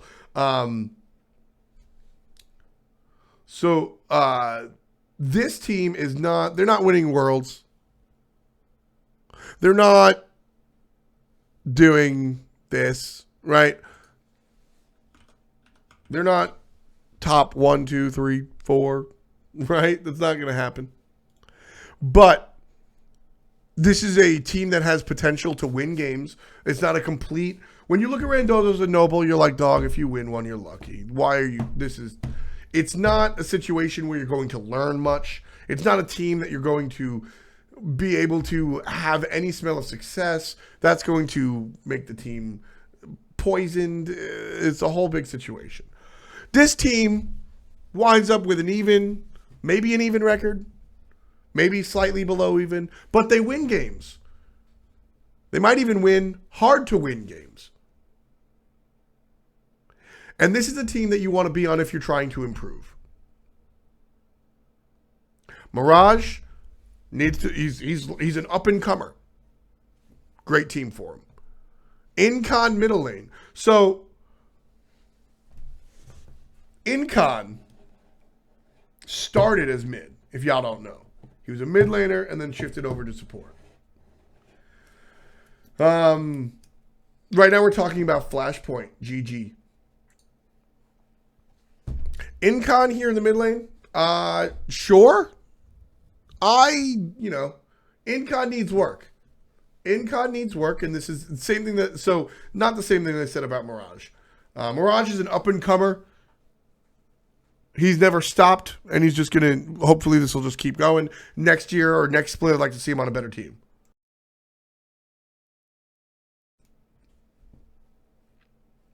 I'm not biased at all. Completely unbiased. Incon is, he needs work. I don't know what happened. Other players grew faster than him. And so I think this is a good spot for Incon to be on. Aquarius is a Challenger Cup player. I don't know much about him outside of that. He played for my Most Wanted. He played for Most Wanted in the Challenger series and relegations. I don't know much about him after that. He doesn't stream. His Twitter is, homie literally made a Twitter today. Actually, he made it in July 2016. But there's nothing fucking here. So, I don't know. And I don't know much about him. I'll have to ask some of my colleagues and stuff. Voyeur Kiwi says, Incon doesn't care about getting better. I don't think that's true, man.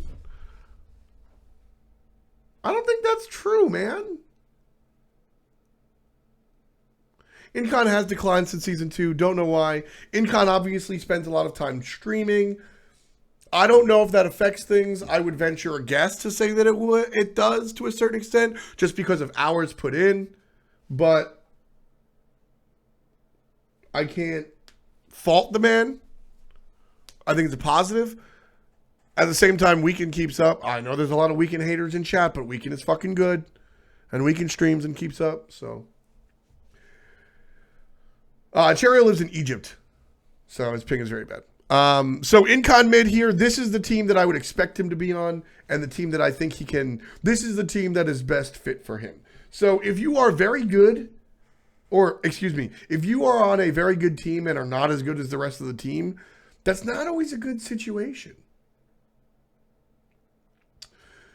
It's not always a good situation. Because you can get in your own head, you can hold the team back, this, that, and the third. If you're surrounded by people that want to teach you, sure. That's all well and good.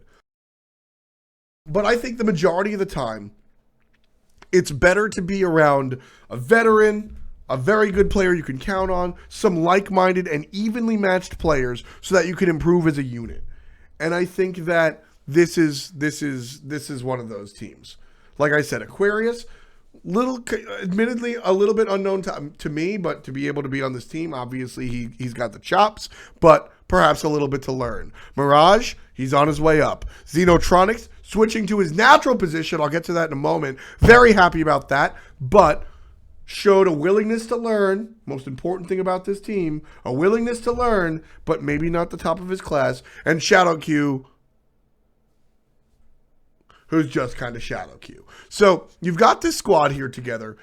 If I'm Mirage, I'm happy as a pig in shit. I'm surrounded by two longtime pros, Incon and Shadow Q, that can show me what to do at LAN and stuff.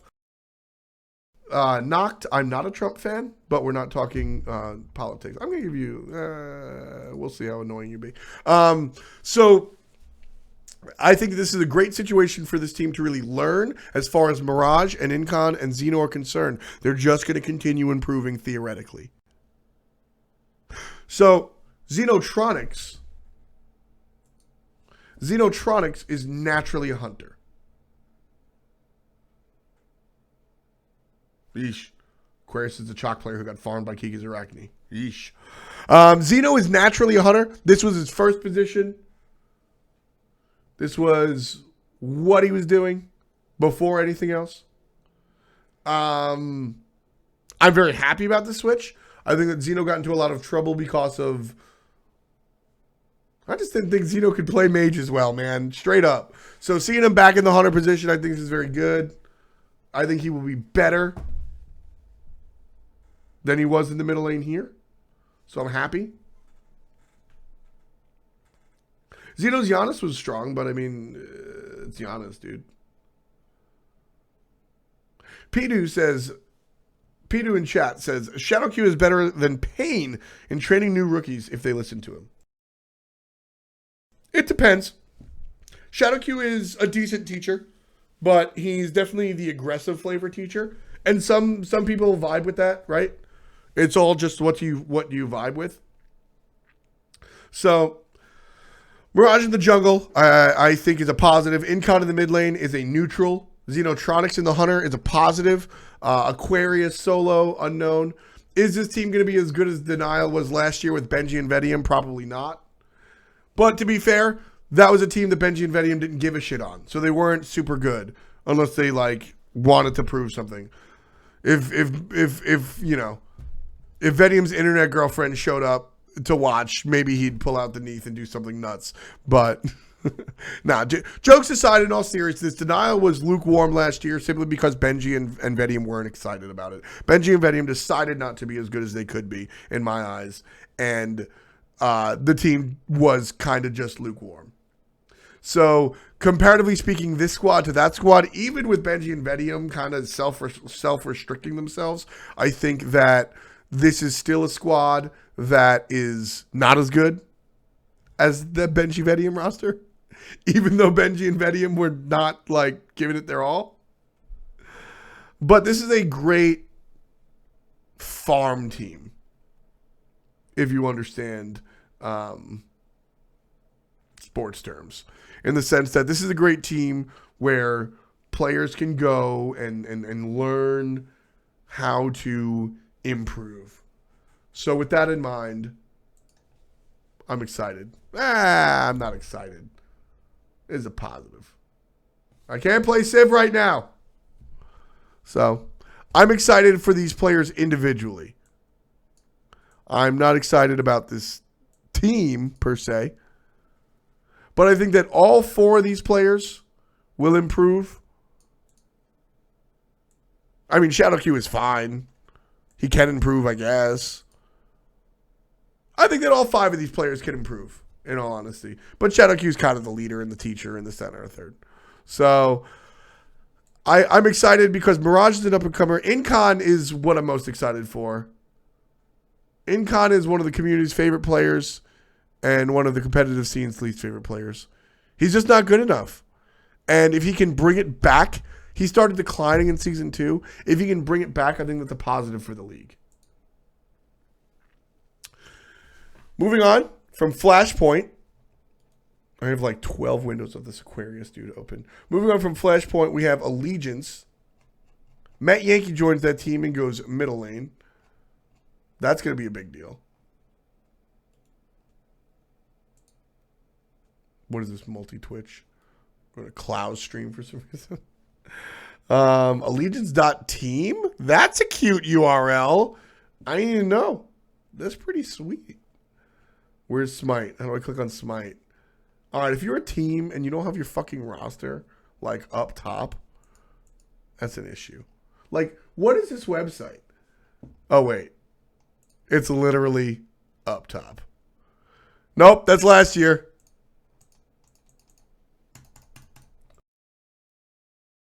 Update your site, ALG. This is incorrect, my friend. Incorrect, my friend. So this is incomplete. Met Yankee. Met Yankee is going to be the mid laner. Jungle is weakened. Cyclone Spin. I actually don't know this roster, to be honest with you. I know they posted it. If somebody can post me the roster, like I said, I lost my notes, unfortunately. But so Met Yankee is probably the biggest talking point here. Not only is he switching to middle lane, which he did a little bit in the past, but he's also playing for Allegiance, which is dope. So Met Yankee in the mid lane, bro. Met Yankee in the mid lane. There's a drop-down menu. Cardiac. Coach Cardiac says there's a drop-down menu. Coach Cardiac. Coach Cardiac. ALG Coach Cardiac. This is like a cell phone. Oh my goodness. This is a cell phone. Jeez Louise.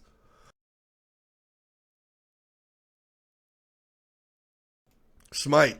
There we go. This is updated. There we go. I love it. Love it.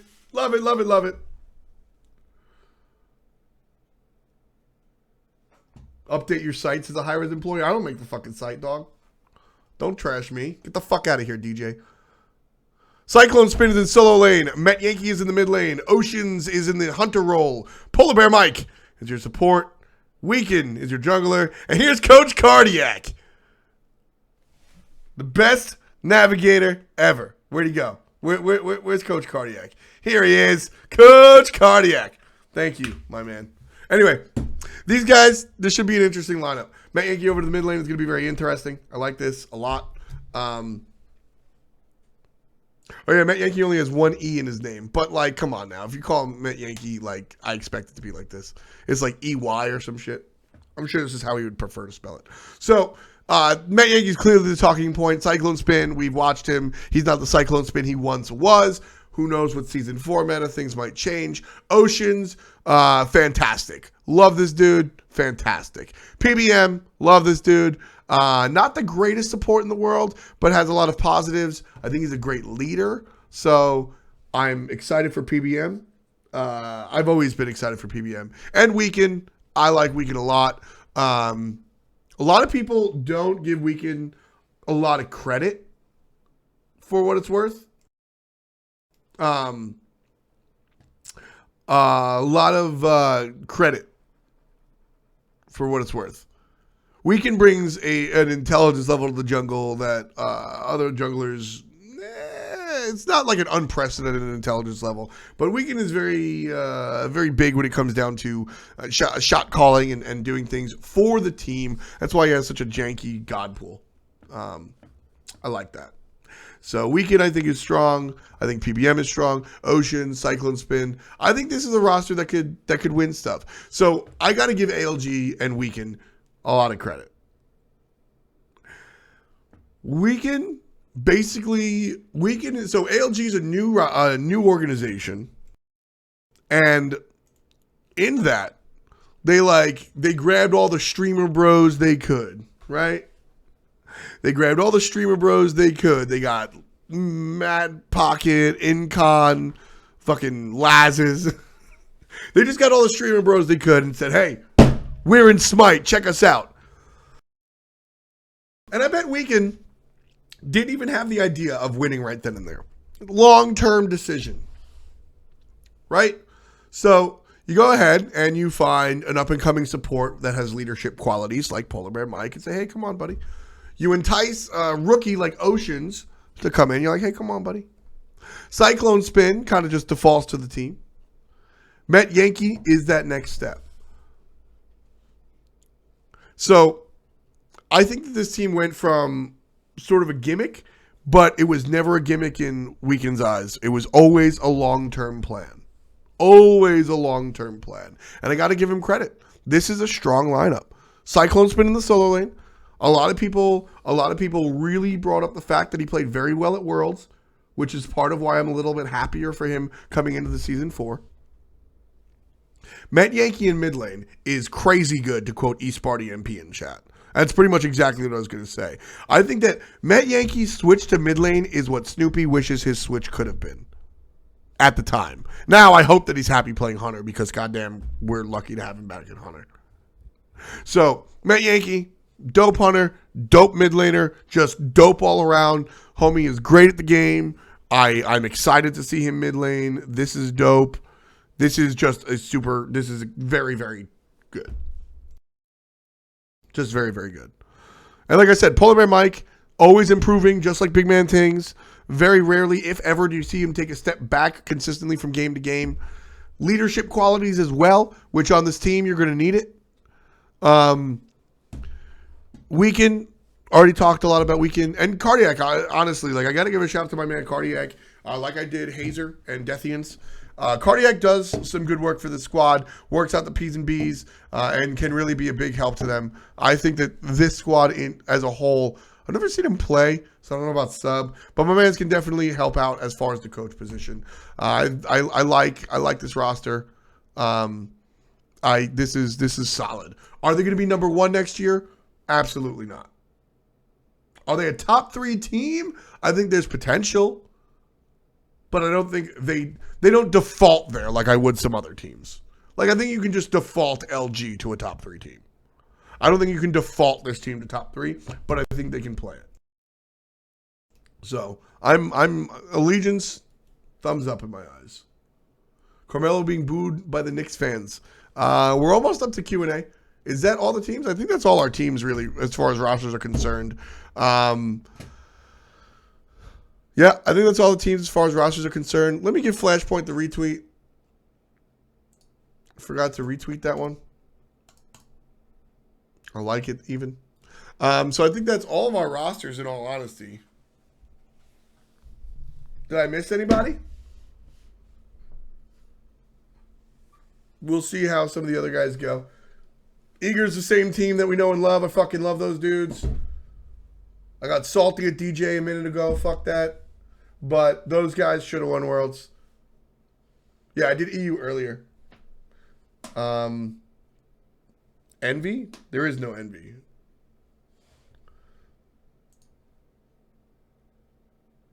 Jesus Christ, you're right. Who is Envy, actually? I don't know. Noble? Oh, I don't even know what Noble the fuck is. Do I think Chapo's joining Noble? I don't think those. Not everybody has posted their rosters. I don't think Noble's out there. I think Aduro's still waiting to announce his team. Right now, this is the Noble roster.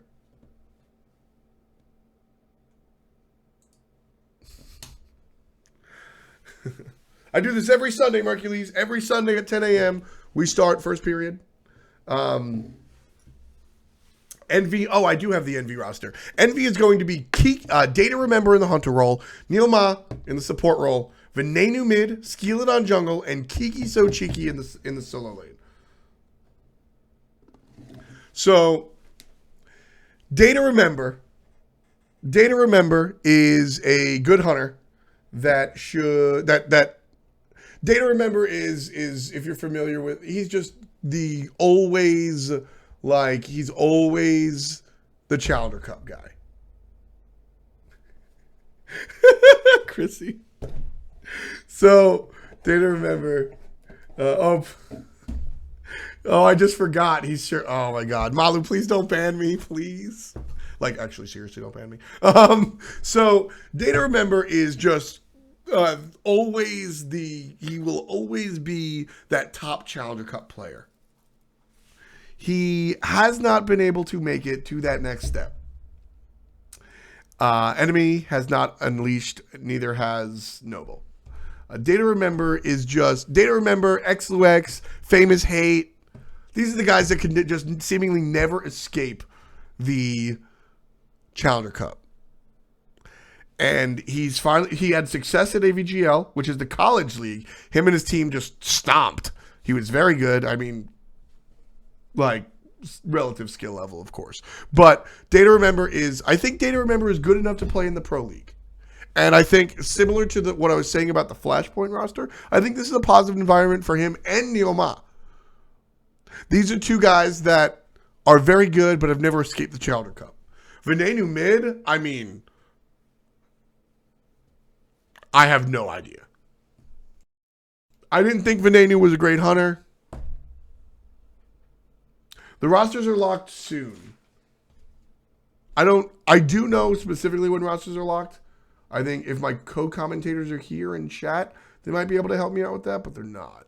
Hazer's here. Hazer, tell us when they're locked. Roar? I don't know. Andrea is correct. The AVG level competition was terrible. It's not a good measure of skill. But my point is, to be fair, he's been on the number 1, number 2 challenger team for a long time as well. I just wanted to bring up something like he came to land. That's cute. Data Remember and Yoma are very good players relative to their level of competition in the Challenger League. I think that at the very least, they've earned an SPL bid. And so I think that they deserve the right to at least play. Now, if they come, they fizzle out, they're not good enough, so be it. But I think that they've earned the right to play here. And shouts to Data Remember. I just like that dude. He's just a cool dude. He can't spell his name right, though. For what it's worth, Data Remember isn't actually Data Remember. Data Remember is Data Remember. He doesn't have the second M in his name. So,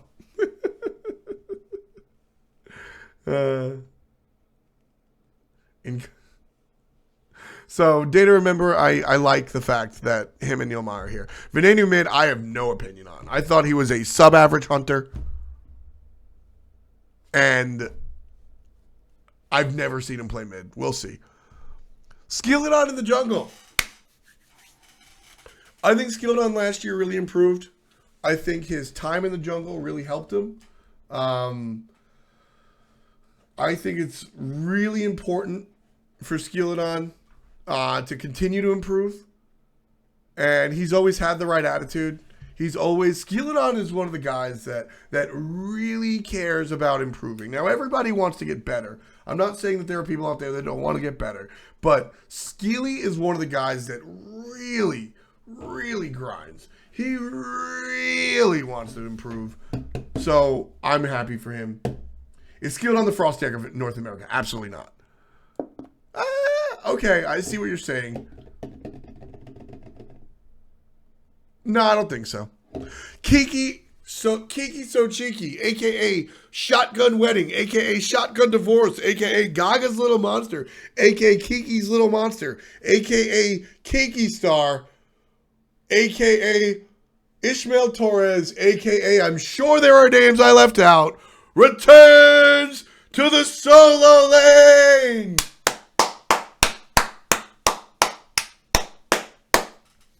DJ is definitely not the Frostak of North America. I am... You know how happy I was about Snoopy moving to Hunter?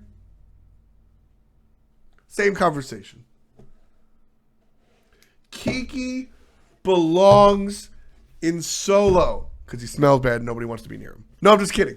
Kiki is he's so I love Kiki is a great dude. I mean, just so separately, I like him a lot. We're friends. Cool. Not good enough in the mid lane. Will I miss World Edit's great interviews? Fuck no.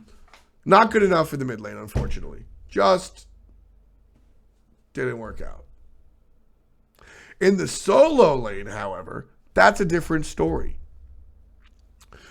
Kiki was, remember when Snoopy moved to mid and he was okay? He made a couple of plays, got beat up sometimes, just all right, but nowhere near as good as he used to be. That was Kiki, except he didn't give it up. He just didn't give it up because he played for the team. He let Cyclone, yeah, man, play solo, dude.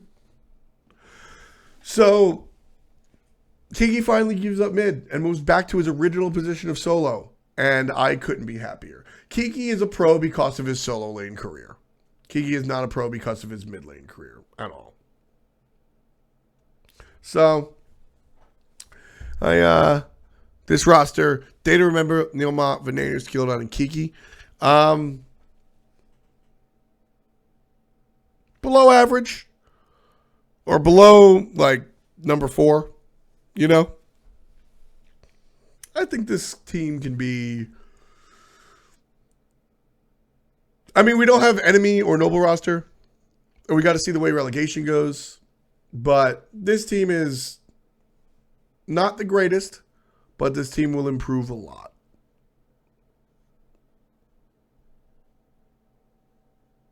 Eager's the same team. My analysis, good. I was very worried for a while that DJ wouldn't continue playing Smite. He had said that he was on the fence about it. He still is. I'm very happy. That's the team that should have won Worlds last year, but Obey beat them in semifinals in Game 5 with the Fenrir Zeus combo.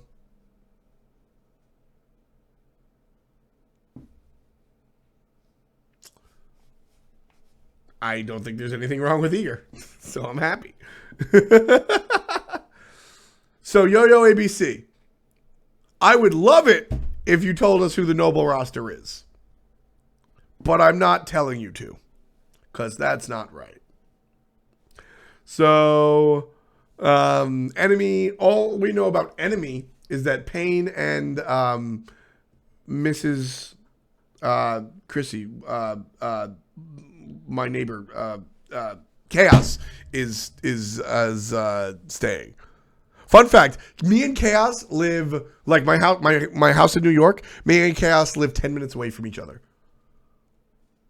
Like, we have mutual friends outside of Smite. That's funny. I was sad that Eager lost, man. I don't have to say shit because Pern is here. Pern pissed me off.